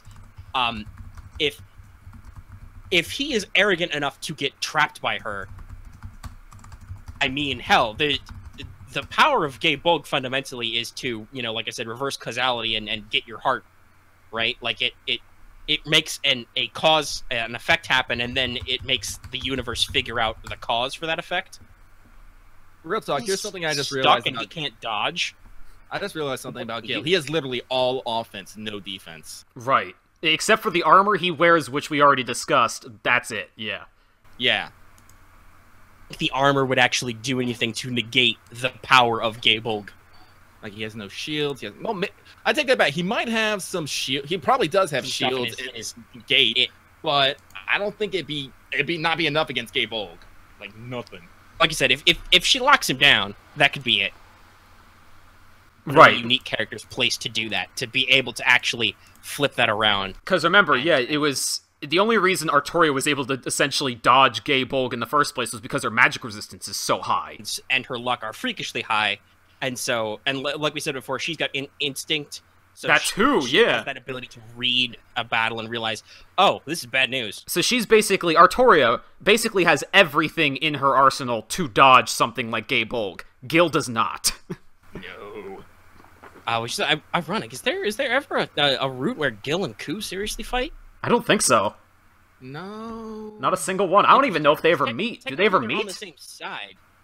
I mean, I'm sure in like Hollow Ataraxia or something they've met. But, Oh, sure, like, yeah. In the original Fate Stay Night, I remember so, Ku no. fucking detested the shitty priest, so he's like tried to stay out of his way as much as fucking possible. Right. Which is why The problem I think that Ku has is that he doesn't have the full bag of tricks that Scáthach has. That's true. Like, Scáthach has so much shit. My god. Ku's got great Well, I battle said that continuation. Gil could stab Ku a couple of times, and he'd be like, yes, keep it coming, I'm gonna get you. Like, literally, if need be, Scáthach could just match Gate of Babylon by firing off more Gaebolgs. Ku can't do that. Also true. She invents them, so yes, it's only in her assassin form we really see that. But yeah, no, she theoretically can make as many Gaebolgs as she likes. No, even in her Lancer form, because remember, her regular attacks feature multiple Gaebolgs. Can make like 6 or 7. Yeah, so yeah, she's got a shitload of spears. Yeah. So anyway, oh, go ahead, Lucky. I think it's unanimously a sense that Scáthach will kick Gil's ass. Pretty much. She might even actually try to literally teach him a lesson in the meantime. But yeah, overall, I mean, we're surprised. I honestly did not expect this. Again, another one where I'm just like, thinking about it though, yeah, Scáthach's got the up and up on this one. She even has a trick she even has, like, as you guys point out, a get out of jail free card against Aya. At least once. Yeah. So, yeah, I think Scáthach might actually take this one. Holy shit. So after that, there is a bit more of an interesting one, and I'm kind of going down on personally what I think would be tiered here. Next is Nobu, a very surprising choice. I've been waiting to talk about this because Nobu's a gag character, but at the same time, she's so much fun in the sense that they gave her a lot of really weird and overblown abilities.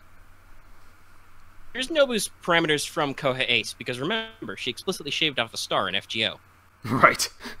Strength is ranked at B, Endurance B, Agility B, Mana A, Luck A-, Noble Phantasm E to EX. She's got a Magic Resistance of B and an Independent Action B. She's got Military Tactics B, Charisma B-, Demon King A, a version of Innocent Monster. She can alter her appearance and become more demonic-y if she feels like it. And then the Tenkafubu Innovation, which is basically the more godly and mysterious the enemy is, the more her parameters rank up, the more effective her strikes are, because is a revolutionary who overturned the classical order of things in Japan, right? So... Oh, yeah. I can tell you a few things. Like, Doesn't even Gil explicitly call out characters as revolutionaries in one... I'm trying to remember. That feels like that's a thing he said about people who rebel against the king. Yeah. I can't think Nobu's that type of character. Oh, yeah. She's got 2 Noble Phantasms. So the first is 3,000 Worlds, which is ranked E to EX. Nobu can summon her phantasmal 3 lines of riflemen and shoot many, many rifles. Because the anecdote of her using these firing lines is against cavalry, they are inherently stronger against riding enemies. So unfortunately, he has no natural riding ability that's listed. But remember, the Tenkafubu still applies. And then Demon King of the 6th Heaven, E to EX. This is Nobu's other weird reality marble type effect, which summons the place where Nobu died, the Burning Temple of Honnōji, and it creates a space where Nobu is the Demon King of Sixth Heaven. Basically, you know how we talked about how, oh, good against divinity, good against mystery.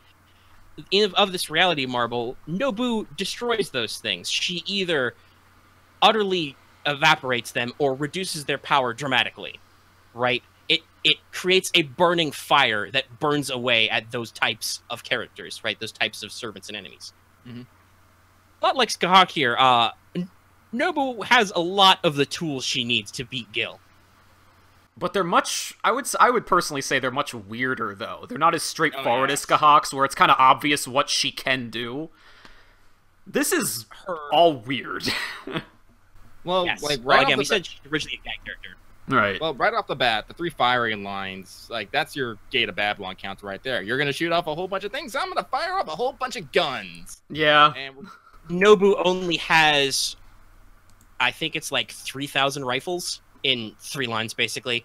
So technically, I think Gil wins on ammunition. On ammunition, but as I said, this is also a race against time, okay? Like, who's going to get off their power first? Right. Because, as you said, basically, once you get into the Demon King of Sixth Heaven, she gets that off. Does that cinch it for Nobu? She pulls, I think if she can pull Demon King of the Sixth Heaven, where Nobu is the being that has absolute power over those with divinity and mystery, it would basically scorch him into nothingness because Gil has the most mystery. Right. Like, if I remember right, Nobu doesn't have to summon her guns in a line, because I remember seeing this from the Guda Guda 1945 CMs, like where she has them like surrounding her, circles. No, she can summon them anywhere. And she does this a lot when attacking too in FGO. She makes them appear at random points around her. It's a bit like Gate of Babylon in that respect, that like the rifles flying at people, it shoots them at different angles. But yeah, no, she's got a lot of flexibility. Yeah, no, she has military tactics B, so I'm pretty sure because isn't that specifically like how to like employ like noble phantasms and whatnot better or something like that, if I remember correctly? Noble phantasms, but yes. Yeah. It increases your ability to use anti-army noble phantasms and decreases the effectiveness of your enemy's anti-army noble phantasms. So she could basically use that to boost her own to basically combat Gate of Babylon, hopefully long enough for her to get close enough. I'm assuming she has to get close. For some odd reason, I always assume that she has to get close. Yeah, she does not have to be close. To pull off Demon King of the Sixth Heaven. All the while Tenka Fuba is basically giving her an already massive stat boost, because guess what? The bigger they are, the bigger she gets. So yeah, it's the question is, once again, can she actually get enough rate of fire to absorb Gate of Babylon? Because once again, she doesn't have a lot of defensive ability. No. So if Gil just fills her full of swords, that's it. She also doesn't have an anti-Aya ability like Scáthach. No, yeah, she does not have a get-out-of-jail-free card. Yeah. If she gets to Demon King of Sixth Heaven before Gil gets to Aya, once again, I think that's the exclusive trump cards, basically. I don't think that they can fight necessarily. Like, I don't think those powers can clash the way they are described. Mm-hmm. Gets to their ultimate trump card first. The other is done. Nobody doesn't have anything to soak the Anima Elish Blast. And like we said, as Gil is the highest ranking of divinity and mystery we know of, absolute power over those servants, he would be burnt to ash instantly. That's like the ultimate anti-Gilgamesh attack. Considering Nobu's military history, I'm pretty sure that would be her go-to effing plan. It might, but I was just about to ask, do you guys think then this might be the shortest fight? I think so. Because while Nobu is comical and definitely a gag character, she is by no means a fucking idiot. That is true, yes. Yeah. Well, I mean, technically, the nickname Fool of Owari, but yeah, no, Nobu's a scary demon king. Yeah. She does have something of intelligence on her side. Yeah, she is a brilliant military commander. Part of the ability of Tenka Fubu is like that innovation aspect, like a huge revolutionary in terms of like strategy, governance, that sort of stuff. Yeah, like as I said, like Oda Nobunaga almost almost ended the Sengoku period all by himself. It was just a few key mistakes that he made that completely fucked him up. Right. So, as I said, he went against a lot of enemies, and so he has a lot. I would say FGO Nobu would have a lot of ability engaging enemy strength, and the best way to fucking beat them. Though I do find it kind of fitting that her Noble Phantasm ranks are both E to EX, like they waver like that, and I know why, factually, but I also find that funny in this context, because, as Omega pointed out, if Gil gets the opportunity to just fill her full of swords, that is very possible. I won't say likely, but possible. And so I realize, Nobu, while she does have a huge trump card on her side that she can whip out whenever she wants, she might technically be the weakest person on our contenders. Just for the fact that she can just be destroyed with Gate of Babylon almost instantly, if she makes a mistake. Nobu is a low mystery character. Like, she has some interesting conceptual bullshit, but ultimately, and her with, like, a katana at her side and lots of rifles, right? Like, while there is, like, magical multiplicative effects, like, yes, the rifles are inherently super strong against cavalry, so anybody who's got riding is, like, super fucked. Right. And, you know, she's stronger against higher mystery. It's noted as, like, characters who have, say, no divinity or mystery, they would find the world of Demon King of the Sixth Heaven just a little uncomfortably hot, right? Like, yeah.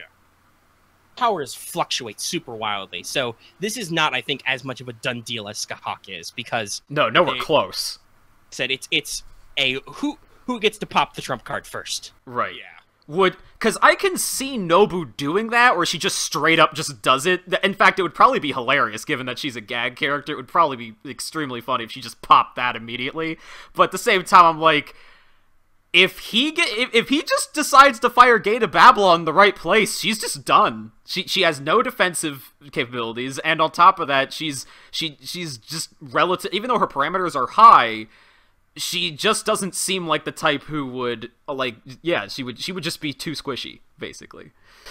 Her only opportunity to counter Gate of Babylon is basically to counter shoot. Right. Yeah. And like I said before, I think she's physically limited to 3,000 rifles at a time. Right. I believe Gil is limited in that fashion. Well, again, this can come back to personality, is how many Gil is going to shoot off at once. Knowing Gil, if he gets plugged with one bullet, he's probably done. He's like, all right, I'm done with this situation. You shot me. But then, another thing, though. Could Nobu's rifles actually go through his armor, though? Remember, Tenkafubu, that applies to all her attacks. Ah, that's true. She's stronger against mystery. She basically cheats, yeah. I got it. Fair enough. Well, I mean, there's a lot of fucking rifle shots in that. Well, that is true. Just aim for the head and boom. You know? I say, it could go either way. It's, as you say, whoever gets the trump card first. Right. And seeing how they go in personalities, it could be either one, because Nobu could literally open the gate with frickin' Demon King of Sixth Heaven. You really need to understand what the situation. Why are these guys fighting? Do they just that's bump true. into each other in a dark alley? Yeah, heck, even the landscape is probably very important for this fight. Because Nobu's got that military tactics. Like, she would try to employ strategy against Gilgamesh. Gilgamesh does not employ strategy. He just fires Gate of Babylon. Maybe Enkidu every once in a while. But yeah, so... Basically. So, if Scáthach was definitely, I would say, the most done deal out of our warrior types here, and Nobu is... she's got to have the shortest fight out of pretty much anyone we've seen. What about Raikou, Minamoto no Yorimitsu? So, oh boy. Well, let me hit the parameters. Let's see what we're working with here. So, some of these stat parameters may already be adjusted by Madness Enhancement or not. We're never ever sure. Strength A, Endurance B, Agility D, Luck C, Noble Phantasm A+. So Raikou has Magic Resistance D, Madness Enhancement EX. That's a lot of parameter increases, guys. Divinity C, and then the fun stuff. So hey, we're going to talk about Lancelot at some point as more of an honorable mention, I think, just because they have many super great tricks up his sleeve. But one of them is Eternal Arms Mastery, which Raikou also has at an A+. So no matter how crazy she is, she's still real good with weapons. Mm-hmm. Mana Burst Lightning, so she has a Mana Burst effect to even further increase her close combat prowess. And then Mystery Slayer A, which is much like God Slayer, but basically any sort of demonic or mysterious force, any kind of supernatural entity, she's stronger against. Where I think Raikou loses out is that, as far as we know, she only has the one noble phantasm, the King Stormcall, which is basically utilize the different weapons of her 4 heavenly kings and kind of create this destroying blast of lightning that like comes from multiple angles to just sweep away the enemy. I was just gonna say, because if you look at her skills, she's got mana burst, madness enhancement like crazy. Parameters are through the roof, right? Like they should be further enhanced even beyond what this level we see is reported as, right? Given that she has EX, sure. As EX, and then Mystery Slayer will further increase her parameters in a fight with Gil. Oh, definitely. She can increase her close quarters potential with mana burst lightning, right? So, and she has Eternal Arms Mastery. In terms of just raw fighting power, she's at the top of her game. The problem is, selection is a little limited, right? Like, does she have the range if he decides to just dance around with Gate of Babylon? This is kind of like Lancelot's problem. Like, in close quarters, once again, she can probably get him. She can probably get him real fast and real good. In fact, actually, now that you mentioned Lancelot again, I think it's a perfect segue to say I think she would fight him just like Berserker Lancelot did. She would probably just grab one of the weapons and start fighting off the Gate of Babylon. Why do I have the feeling she would do the slow walk? It probably... It'd probably be a really cool fight, actually. Honestly, I kind of feel that Gilgamesh would have the same reaction to Raikou as he did to Archer Heracles. Just, whoa! Yes. Sorry, do I know you? Like, because we're talking about someone who, like Lancelot, can literally just take any of these noble phantasms and use them as if they've known it all their lives. And then on top of that, she has her whole fighting capability and mentality basically intact from when she was alive. Her madness enhancement EX is special. It doesn't necessarily impair her judgment when it comes to fighting. Right. So her tactical prowess should probably be at full blast. And the important thing to remember is Raikou does have Divinity C. So if she's not fast enough, Gil can lock her down, and then it'll flip on her. The other thing, like, her base stat is Agility D, which not that good. Quite slow compared to a lot of our contenders. She is much more of a bruiser, it seems. Right? He doesn't even necessarily need to step up to Ea to end this fight. Right. Yeah. Raikou doesn't necessarily have the ultimate trump card in any of her own Noble Phantasm attacks. That's true. She's basically just really good at fighting. Real talk, quick segue, because this has been stated, I can't remember in what event, but what about Saber Raikou? Oh, that's true. Saber Raikou is pretty much revered as the scariest version of Raikou. Yeah. It's that these are too much hypotheticals. Like, that's the Lancer true. of her has a divine instrument. Like, she has a Vajra that she can throw at people. A little, divine instrument of lightning, right? Right. Like, Yeah, so it's like, because, like, this version of Raikou is not the only Raikou there is, so... Although, for fun facts, I did look up Berserker Lancelot real quick, just to see what her parameters are listed in FGO as, and to be fair, Berserker Lancelot, his agility is listed as A+. So there is actually a huge difference there between those two. Now, granted, all of Raikou's buffs may counter that and make it much higher and closer to A+, but still, that is worth noting. Honestly, if she still retains her ability to, think, and I don't know what agility you have to be to dodge frickin' Enkidu and other Gate of Babylon shenanigans. But as I said, she doesn't have an Ea deterrent at any point. Right. So I don't think she has an actual here like we said, both Scáthach and Nobu have a thing they can do that is like if they get Gil with this, Gil's done. Right. Yeah. Right. Like if Scáthach actually hits him with the Gay Bulgs, he's probably done. Right. Hits him with Demon King of 6-7, he's done. Storm Call is cool. And it's kind of interesting how she comes in at all sides with different types of attacks, but fundamentally it's just different sorts of Noble Phantasm type weapons coming together, right? Like, right. You could probably come up with a few tricks to block that. Yeah. He either fires off more Gate of Babylon or he uses the chains. I honestly think Raikou would scare Gil into going big guns real quick. Or at the very Well, least, and scare honestly, him into doing something trickier. Yeah. Right, and that's how he responds to Lancelot, is like, he immediately gets pissed off, and he starts, not full-blown seriously, because he doesn't respect Lancelot at all, but he starts taking attempts to kill Lancelot seriously. Right. Yeah. Even if he doesn't go 100%. I suspect Raikou would be much the same way. He would be like, who the fuck is this lady trying to throw them back at me? I'm done with you.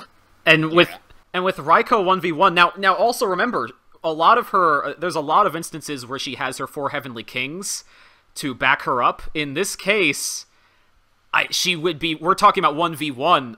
I mean, yeah, you're right. She would very probably scare Gil at first, but I almost just want to give it to Gil, just because as soon as he does what he started doing to Lancelot to her, I think he would actually start to overwhelm her after a while. Sorry, Mama Raikou. It's kind of sad, but she's a serious contender, but it might just be that because, you know, she's an FGO original, she's only a character that's been around a couple of years now at this point. That's true. We also have not seen her in, like, an official work outside of FGO, so we don't know if she's capable of, like, more crazy shit. That her noble phantasms as listed in FGO, she might have more moves. Like, they could always bring in the helmet that protected her from Shuten Doji, the divine helmet that had, like, 7 layers. Right. So, you know, she could have, like, an armoring-type noble phantasm that would help a lot in this situation. She just needs some kind of defense, really. Mama Raikou doesn't have a her match parameters could be profile, completely different. I don't think it lists anything other than Ox King Stormcall at the moment. But remember, that match profile is just for her Berserker, and I think her Lancer profile. Yeah, her Lancer one though doesn't give her much extra in the agility department. I think she has like agility C in Lancer form, so she's still kind of slow. And also, I don't know necessarily if access to her Lancer Noble Phantasm would help. It would be another type of attack she could do, but just throwing an electric spear at Gil would not necessarily be better. Yeah, even if it's divine, which it is, he'd still be like, I got more of those in the back. That don't scare me. Her agility is for low. days. Actually, honestly, because Vajra is a very conceptual weapon, he could be like, hey, I got one of those. That's true, he could. One in the back. Oh. I'm pretty sure her agility is so low because she is very front-loaded.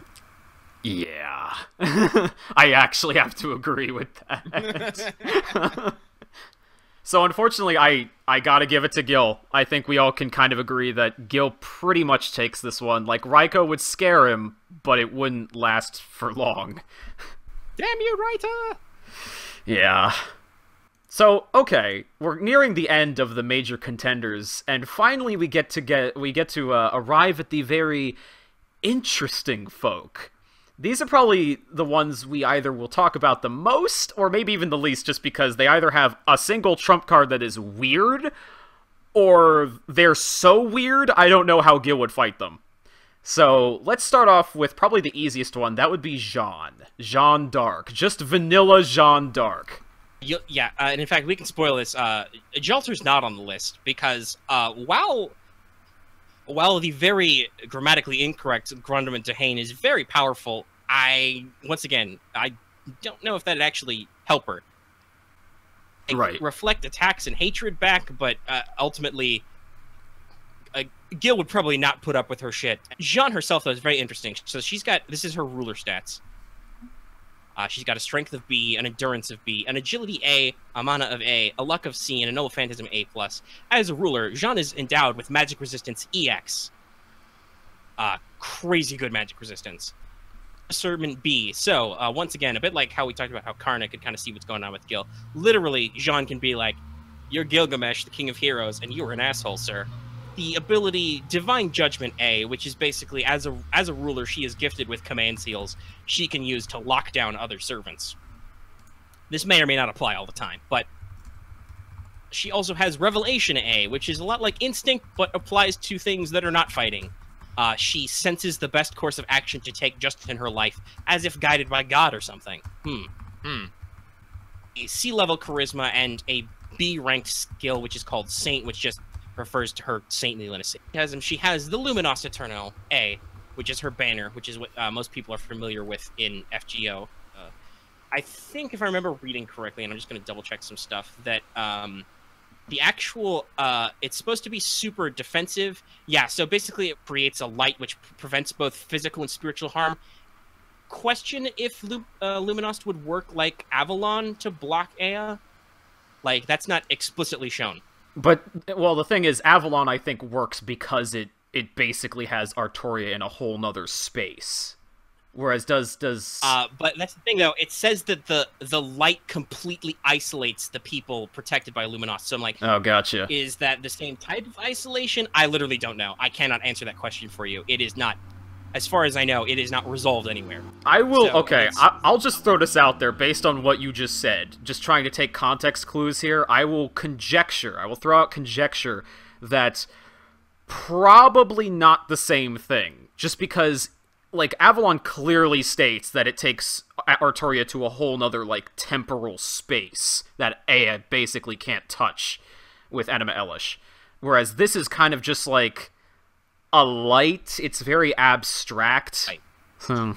Also, it's important to notice that that damage is basically transferred to the flag almost, and she cannot repeatedly tank high-level noble phantasms. So it's entirely possible that, yes, against Ea, but she could not keep sucking up Ea blasts. Right. So, yeah, something that high magnitude? I don't think so. Yes, I don't know. Yeah. Let's talk about La Pucelle. Oh, man. As a sword, if she decides to hit people with it in case she needs to chase prostitutes out of the army camp. Something she did do. It's an actual anecdote about Jeanne d'Arc. She never stabbed or slashed anybody with her sword, but she was known to smack people with the flat of her blade to drive camp followers out of the army camps. But if she uses its true name, it becomes an EX noble phantasm that is anti-world, and basically is if she uses its true form, the conception of Jeanne d'Arc being burned at the stake, whatever is before her will be destroyed. If she decides it appropriate to utilize, right? If she thinks that the situation, you know... Yeah, doesn't she have to actually determine the situation necessary enough? Yes, she can pilot anything in life, but she must destroy... It only destroys what she thinks must be destroyed. So she would have to consider Gil a serious enough threat her own life, but to actually be like, oh, I need to, you are a high level threat that must be destroyed. Have you met Gil? Is that yeah, dangerous? Is he actually that to the world? Like in Fate's Day Night, sure. His plan, no, like that would. It would definitely work there, yeah. Yeah, if the girl was not super fucked up by Angra, I suspect that Gil's fucking around would summon a ruler. Right. Pre-rulers, but they came up with those rules later, but still, you know what I mean. Mm-hmm. Right, like, but yes, no. If Gil's plan actually came through, yeah, a ruler would probably have been something. Depending on what Gil is trying to do in that situation, this is another one, a bit like Nobu, it really depends what the build-up to this fight is like. Right. If she thinks that Gil is going to do something that's going to, like, hurt humanity or human history or something, she could pop La Pucelle on him, and she thinks she aims it at will be destroyed. No ifs, ands, or buts. So technically, she could tank Ea with both, potentially with Luminosity Eternal, and definitely with La Pucelle. Oh, she wouldn't just tank Ea. She'd probably just obliterate the man. Yeah, she just obliterates. She's like, that's her win. But as the thing, she loses her life at the time, so it's still technically it's a stalemate. Yeah. But here's the thing: Gil is still dead. That's true, and we did say the criteria is. Can they at least stalemate? That is the criteria. That is the minimum criteria. Gale, she'd die to do it, but she'd get him. Yeah. Like, honestly, I know we could go into more about, but like, I think that's like at Interp. I think that's like just the line right there. Like, she can get him, she'll just die in the process. Right. But that still counts. That still definitely counts. It's like, let's see here. Magic resistant EX. Gate of Babylon's still physical attacks, aren't it? They're not. Yes. Yeah, so. Unless he tries to use the Noble Phantasm for a magical purpose. Yeah. True name. I should point out that Luminosity Eternal would beat that. Those are just individual anti-unit Noble Phantasms. Technically, she'd use it up, but she could stand up to multiple phantasms. If he's just throwing swords at her, she could throw up the flag and survive like a big blast. And then while Gil's going, "Why are you still alive?" then it would be like, oh Lord, I entrust my body to you. Pretty much, actually, yeah. Oh man, I still love the scene when Gills is basically using Illuminati Terrasino to protect Jeanne. Oh god, it was such a good scene. Go watch Fate Apocrypha. It's good. So yeah, it'd be a stalemate, and it does depend on his morals, but technically, she can do it. Jeanne d'Arc, vanilla Jeanne d'Arc can do it. Jeanne d'Arc was in a point to be fighting Gil. Right. If they're having a tussle, she's a ruler and a saint, right? Like, there's no deeply philosophical reason for them to fight other than Gil's gonna do something bad. Human history and stuff. Right. Which, to be fair, is totally something he would do. Yeah. Which he has done, actually. Attempted to do. Attempted, yes. Damn you, Japanese high school boys. Alright, so next we come to my favorite choice on this list, my baby. Abigail Williams. We are counting specifically... Well, I guess we could count her in general because she does actually have access to her powers, which would actually be her trump card of all things. But her main major power comes from her outer form. So, Omega, you take away what she's capable of, and I will describe for you exactly how I think this would go down. So, also, I think it's important to point out that Abigail only exists as a servant because of this, like, team-up, right? Right, but since we are counting only servant to servant, we can do this fight because of this whole situation, so... So, strength of B, believe it or not. There are many comics about Abigail arm wrestling various servants. She's only got an agility C, got a mana of B, a luck of C, and a noble phantasm rank of A. No, nobody understands what the noble phantasm rank actually means. Or it gets a bit wiggly.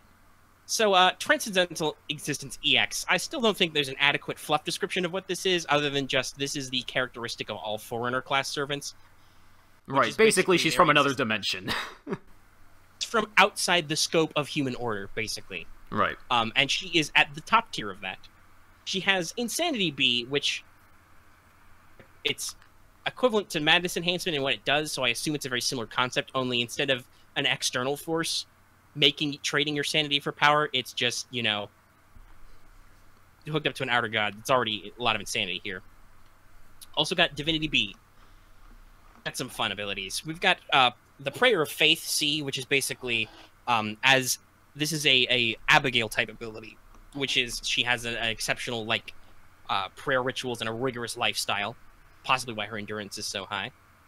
Abigail's unique ability, Witch Trial, which basically it's like a curse kind of. She just generates enmity and has people be accused of witches around her. Basically, it's like I said, a kind of curse that throws accusations around. And then Loss of Sanity B, a fun ability where just you know, Call of Cthulhu-esque, makes people crazy. It just eats away at your sanity. Okay, hold on, I looked up how to say this. I think it's Qlifoth Rhizome. That is at least how they pronounce it in the game. Rhizome. Yes. The reference to the Tree of Evil, basically the opposite of the Sephiroth, the Tree of Life. Right. So, you know that keyhole thing in her forehead? Yeah, she opens a key, which distorts the targets, and just, yeah. Alright, so, here's where I come in. Unit Noble Phantasm, I should say, but technically, it would be an anti-world Noble Phantasm, because the inside of the is given the property of quote-unquote endlessness. Well, also because, it's also technically anti-world because it's... What is it? I read it actually just a second ago. It's something like, let me see if I can bring it up real quick. Has it right here. This is classified as anti-world personal. This is endowed with the disposition of having no limits, which would better be designated as an anti-world noble phantasm originally, because basically it's Cthulhu. The idea is that Cthulhu and friends are trying to come out into the world and stuff like that, and of course, if that ever happens, the world is just dead. So that's basically like the inverse of that. It's going into her mind through your mind. Specifically, if you don't mind me getting a little mythos on this, sure. The figure Abigail is plugged into is they use an alternate name for Yog-Sothoth, who is the outer god associated with space and time. He is the key of the gate. He exists in all spaces and times, anytime he likes, and he can just kind of slide in and out of reality when summoned. So he's also considered a watcher, as in like he sees all things, all realities, all spaces and time at once. There is nothing Yog-Sothoth cannot see, basically. Now, granted, I will be fair. It feels like it. Abigail probably can't use that to its full capacity just because she's a 12-year-old little girl. But that's the key. See, here's how I imagine this fight going, and there's probably, of course, going to be someone disagreeing with me, but trust me, this is based in what we know. Gil would see Abigail, right? He would use whatever that skill was that discerns, like, oh, this is who you are, this is your power, whatever else.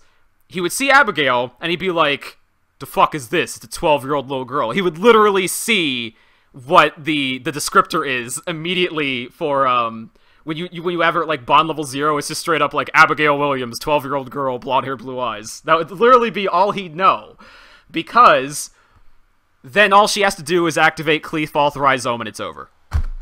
I'm actually dead serious. That is all she has to do. She would blast him into an infinite space-time, and he would be done. He has magic resistance E. He has no mental defenses, except his own arrogance, I guess.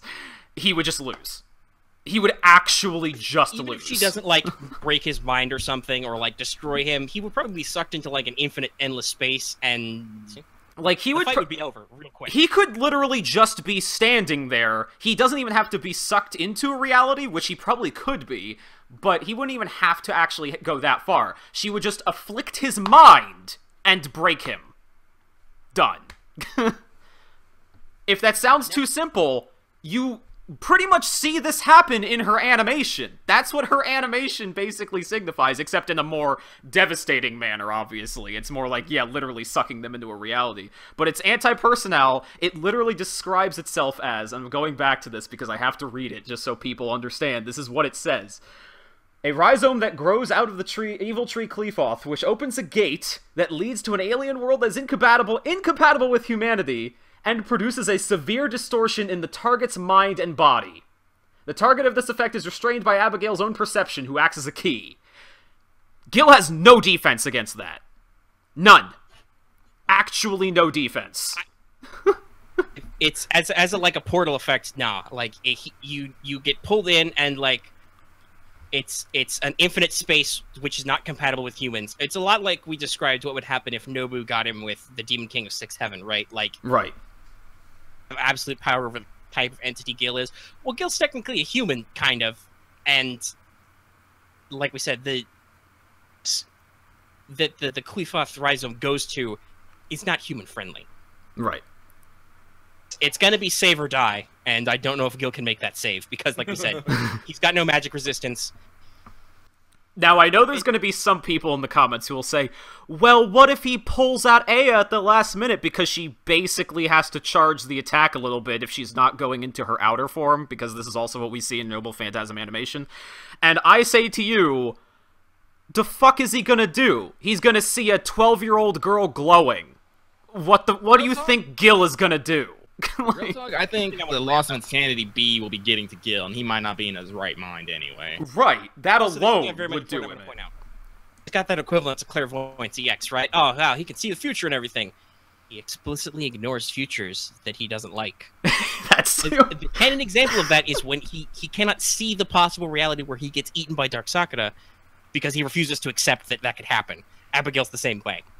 And even then, it's a question of whether he could even see that, because her entire dominion of power is not only outside into a different dimension, but it's also something that humanity cannot even perceive. Yeah, I think that's right. She is beyond human limits, and also Yog-Sothoth is explicitly the entity who is about time and space.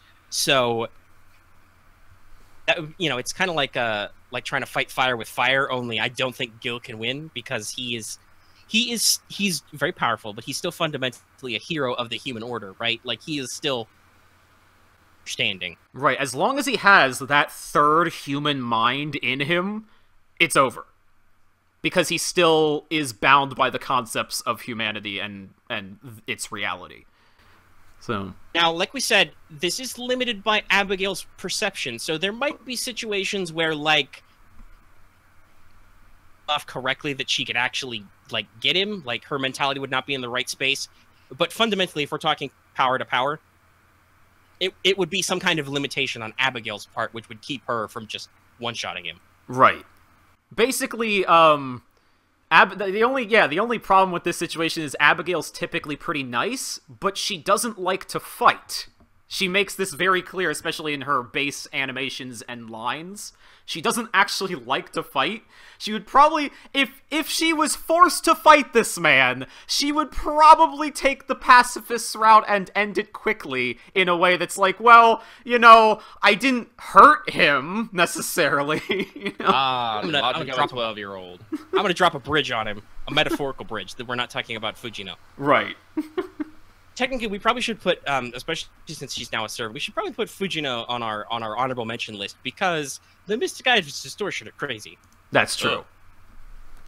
But yeah, I mean... That's another kind of those cases where it's like, but how do those actually match up? But what do you guys think? Do you think I'm wrong? Do you have a different opinion?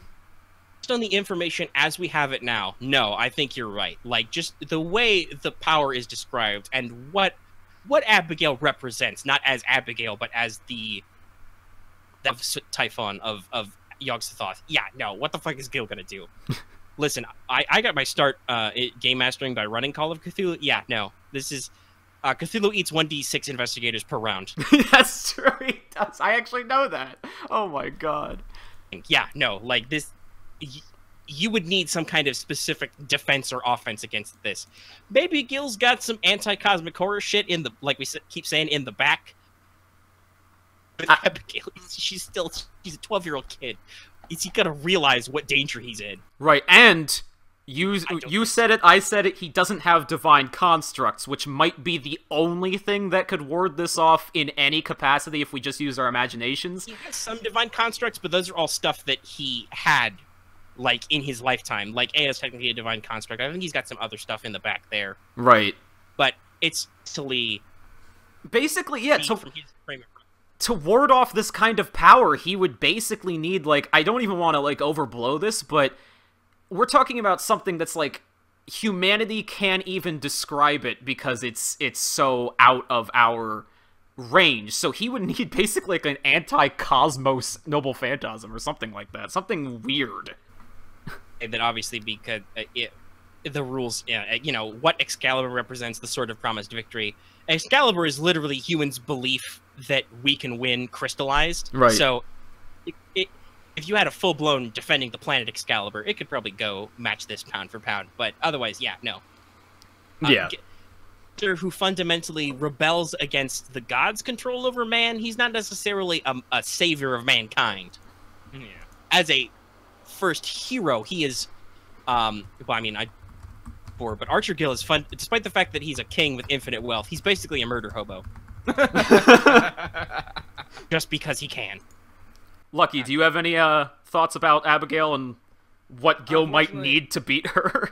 Well, as I said, we're going off the assumption that they literally, like, are walking down the street and they turn around the corner and Gil goes, "What?"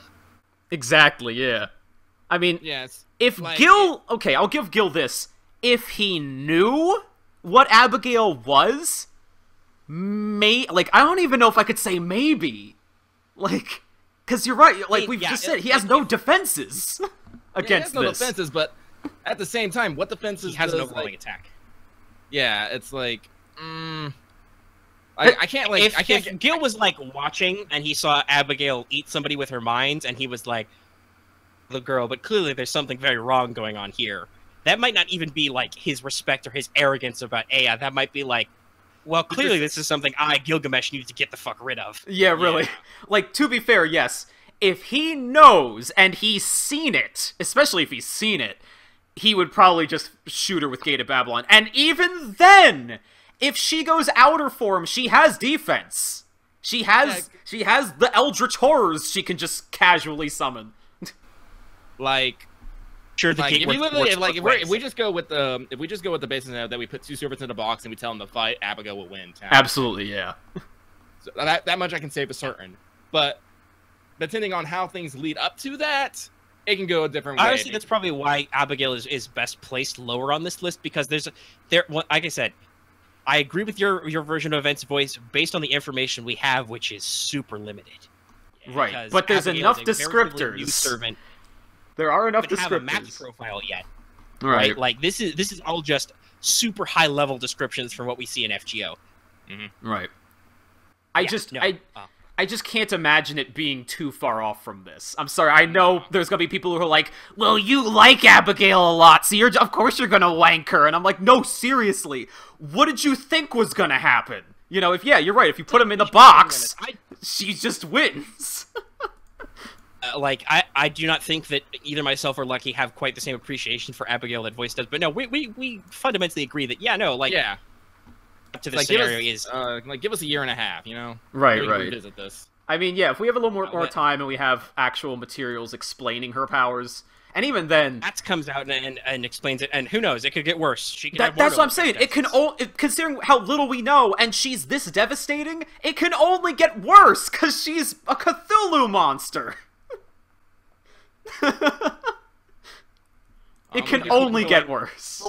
What about Summer BB, and what about We're gonna have to do like a second video of this at some point when we get more servants. Like, Voice, if you don't mind us committing to this on your behalf, but if there are some good suggestions in the comments, I would not be opposed to doing a follow-up video. Oh no, absolutely. I was actually gonna say, came up with. Yeah, towards the end of this video, as we were wrapping up, I was gonna say, if people have suggestions and they want to debate it out, if we find some really good ones, like we could absolutely make a sequel, but we need enough of them. We would need more than, like, one character. Like, we could probably have some discussions about Summer BB because of what she's plugged into. Right, and she has different powers. Yeah. She is very new, also. Like, yeah. Give us some time to get some mats and get some, more info out there. Right. But as far... And she's a summer servant, so, who knows? We talked about this with Raikou and even with Scáthach a little, or even when we talked about with Nero matchup, summer servants are weird because they're mostly gags. Some of them have interesting explorations of alternate aspects of the character, like with Nero, the idea that, well, it's actually suggested in a couple places that if she wanted to be a caster, she'd actually be pretty powerful. Like, I will take her because she thinks it's cool. I will take Summer BB up to the point that, yes, she definitely feels like the type of character that BB would try to become. But again, you still have to quantify the fact, or qualify the fact, that she is still technically a summer servant in a completely gag event. So, the problem is... One of the existences that she's made up with, which is not a spoiler, one of them I think is, which we will avoid, but the fact that she's plugged into the Hawaiian goddess Pele is pretty obvious. Right. That's kind of a specific to, the event is set on Hawaii, guys. So, obviously, I don't know if it would naturally occur to say the moon cell BB that, oh, if I eat a volcano Hawaiian goddess, I'll be really cool. Right. Specifically, the event is set on Hawaii, and she wants to gain Pele's authority with an A. Well, Caster Guild did show up on the island. So. Well, okay, so just to make this not too much longer about Abigail, bottom line is, and Abigail's obviously not a summer servant, so we can take her seriously because she is placed in a very serious in-game main story chapter. So I'm so excited for Epic of Remnant. Oh, absolutely. Really cool. But bottom line I'll say about this is my closing statement is, if you put them in a box with no knowledge about each other, Abigail just, as Lucky put it, Abigail wins 10 out of 10. Just 10 times out of 10, she just wins. If there's prior knowledge, now that's where it gets really up in the air. Because then you can start being like, well, then how durable is Abigail against something like Gate of Babylon? Because we can make conjecture, we can make guesses based on her outer form, but even then, we don't have mats yet. She's got a low agility. Right. It's yeah. Because, honestly, it's... I was just gonna say, then the question comes out, can she just summon tentacles to block for her? Maybe she doesn't even need her agility. Who knows? Now that's where it's up in the air, because it's just... We need a Matt's profile to answer, because yes, those are usually the things that have, general armaments. Right. Does a servant have general armaments? Maybe. I don't fucking know. It's her not agility written yet. Her agility is C because she trips when she runs. You know what? I'll give you that, Lucky. Alright, we'll move on, because we do have one last major contender. And this, I think, is probably the most interesting one. and I'll just label it underneath, because you guys labeled it underneath this. I'll label it underneath anyone with the quote-unquote Pioneer of the Stars skill. Which at this point it contains Da Vinci, Tesla, Drake, and Napoleon. And Napoleon also has a variant, too. He's got, like, Innocent Monster plus Pioneer of the Stars. But it's really interesting. It is described as a unique skill given to heroes that became turning points in human history. All difficult voyages and challenges which are considered impossible turn into events that can be realized. Thus, any of them can have the ability to beat Gil, especially if it is impossible. Just fundamentally, that is the ability of Pioneer of the Stars. Tesla with System Coronis EX and Da Vinci with Umo Universalis EX probably have the best bet, because the way System Coronis works is like this reinventing the mythology of lightning, and then what Umo Universalis is actually supposed to do is it's an attack reflector type Noble Phantasm. It understands the composition of the enemy Noble Phantasm and counters it. You know, I don't know if Da Vinci has the mojo to throw back an Enema Elish Blast, but the numbers at least are in the right ballpark. Pioneer of the Stars means that it could be possible. No matter what, it is always a possible thing that could happen. Well, see... Would it actually happen? I'm going to say this, though. Going from a 0% to 1% still means it's still very fucking unlikely. That's true. Because, let's see, because I said, we deal with this with Gotcha every day. Just because something is not a 0%, which going from, you know, impossible to possible, all it could be is literally going from 0% to 1% chance. So yes, you might be able to pull something out of your ass in the most ridiculous fashion, but it is still highly unlikely. Honestly, why we didn't, I didn't like break down serious stats on any of these characters or anything, because I fundamentally don't know if necessarily they have the tools that would actually beat Gil. It's just that by the nature of Pioneer of the Stars, fundamentally, they always have a chance. It's a very shonen anime fucking skill. Like, honestly, like, if they came, like, super close to beating Gil, like, on their own abilities, Pioneers of the Stars might, you know, give them the extra oomph to push it. But they literally would have to do 99% of the grunt work. And honestly, like I said, that's why I think that Tesla and Da Vinci would probably do best. Like, okay, Drake's got a lot of projectiles. She could probably match Kate of Babylon that way. But also, her power is, like, limited by how much money she has. Mm-hmm. Still. A cannon blast is anti-divine.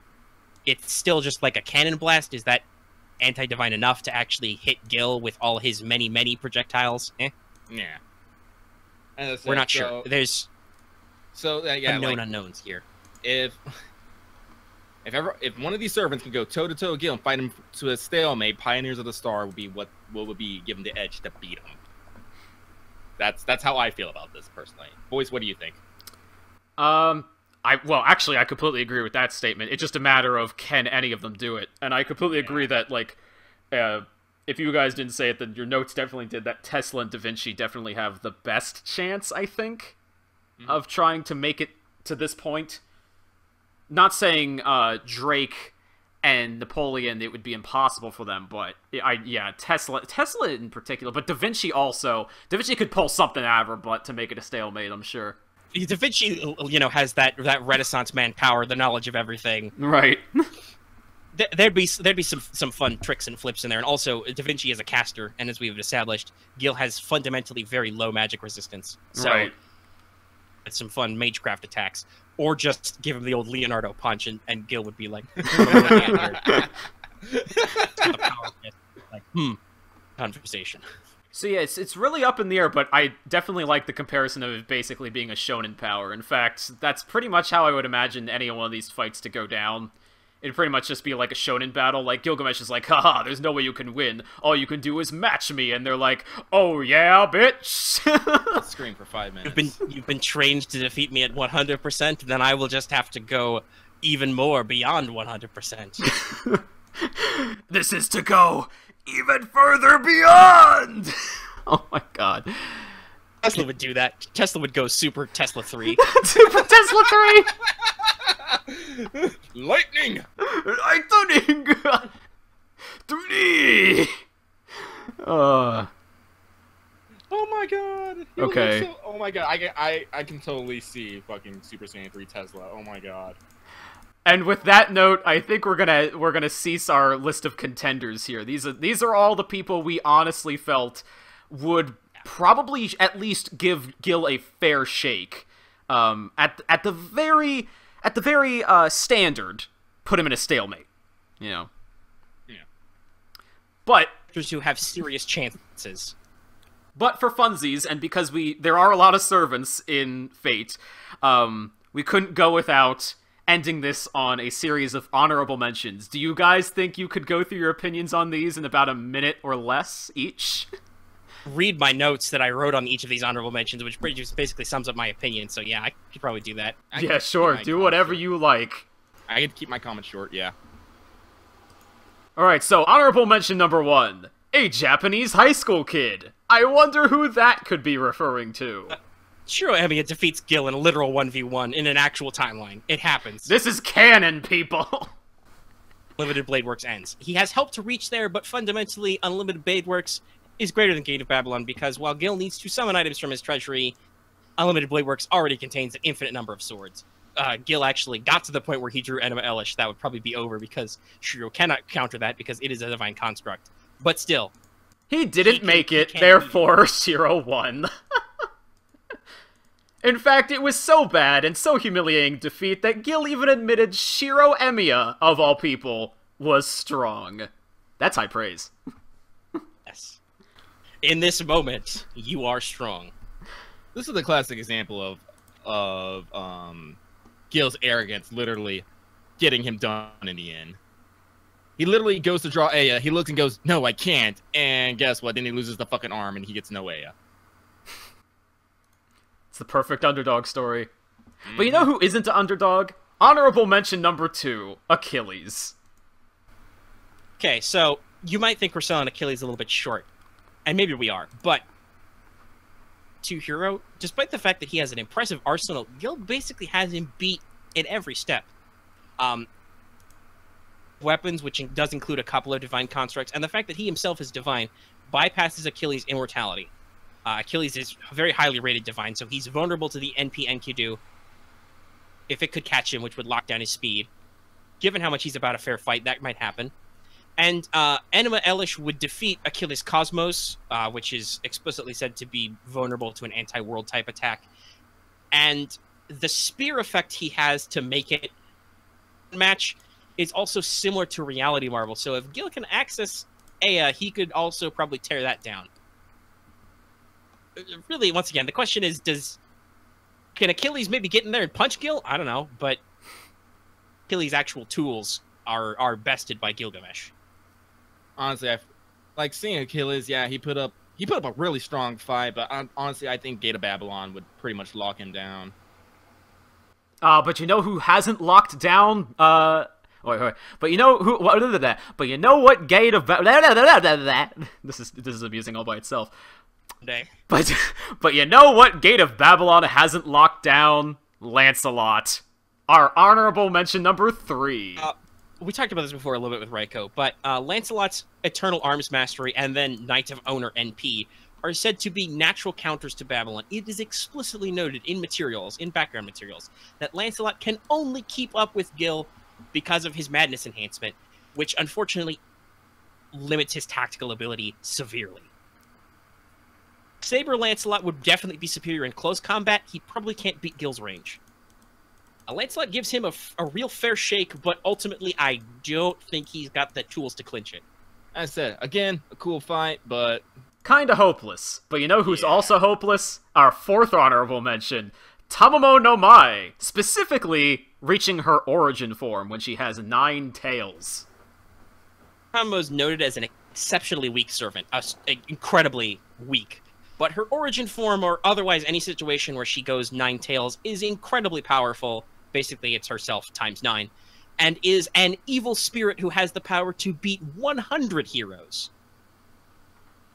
She wouldn't become Amaterasu per se, but would have power in excess of Gil alone in his servant container.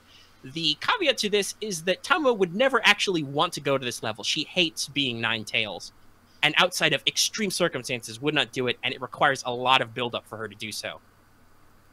Practical fight comparison. Yeah, think about Tamamo. It's like it says here that yeah, but basically for every tail she gained, her power goes up by a factor of 9. With her origin form, she becomes capable of feats like moving faster than light and the reversal of time, and she can even reduce the distance from the Horsehead Nebula and back to the original galaxy to 0 to instantly cross the distance. So, but again, Tamamo doesn't like her full power because she's actually kind of a good person inside, kinda. And that's because it's been speculated that if she did go into her origin form, at least in FGO circumstances, she might even be considered beast class. But guess, oh my god, these segues are hilarious. But you know who else might as well be beast class, and is not a very nice person? How about some Nightingale, our 5th honorable mention?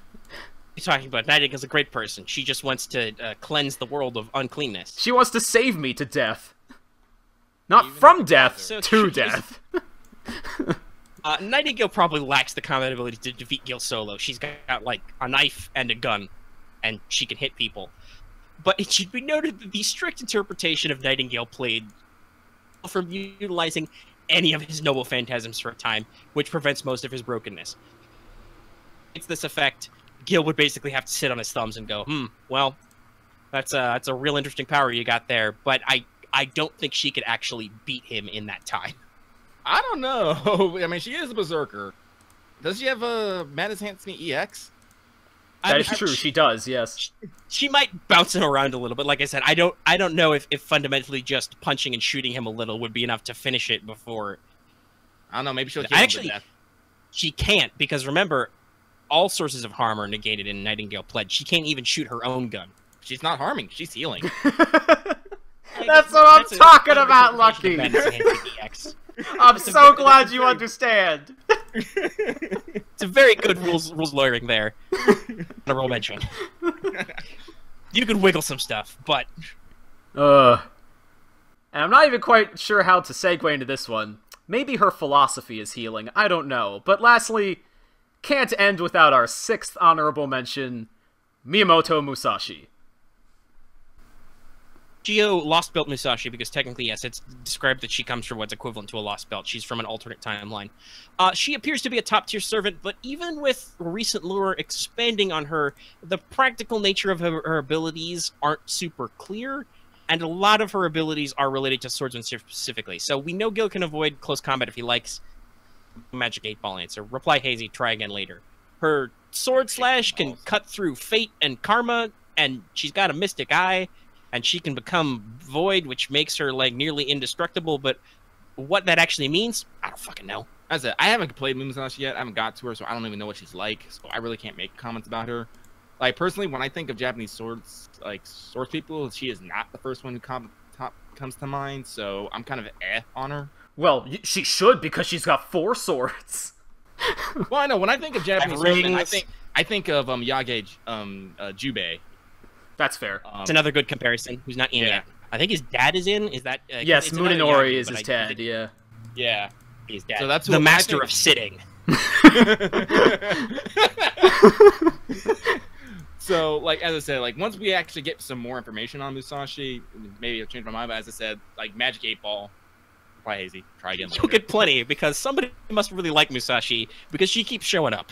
Yeah. She might even be Grand Saber in disguise, who knows? But probably not, because Takeuchi loves Artoria too much. I can't, like, honestly, like... Artoria in key visuals, so... She's still the app icon. That's gotta mean something someday, right? Someday. She's even got Avalon in the Lost Belt poster. Did to fix her instinct. And watch, that's all it ends up being. That's all it amounts to. Alright, well, you know who's become a master of sitting? Me. And probably both of you. I think it's time to wrap up. Any final closing thoughts before I end this, and hopefully it doesn't end up being 3 hours, because we're really close to 3 hours. Didn't we say we weren't going to go for 3 hours? I did! I said I didn't want to do 3 hours, and it ended up being about 3 hours. Well, that's what happened. That's what happened. Guess what? You talk to people who actually kind of know what they're talking about most of the time. Well, that's exactly why it's great to have you guys around for a collab like this. Supposedly we sound good. We hope we sounded a good audience. My final thoughts, while standing very far away, yell, What? He basically just called Gil a punk bitch. Oh, yeah, well, fair enough. Or you could just rape his mind with Abigail. That's my favorite choice. Lucky, what are your final thoughts?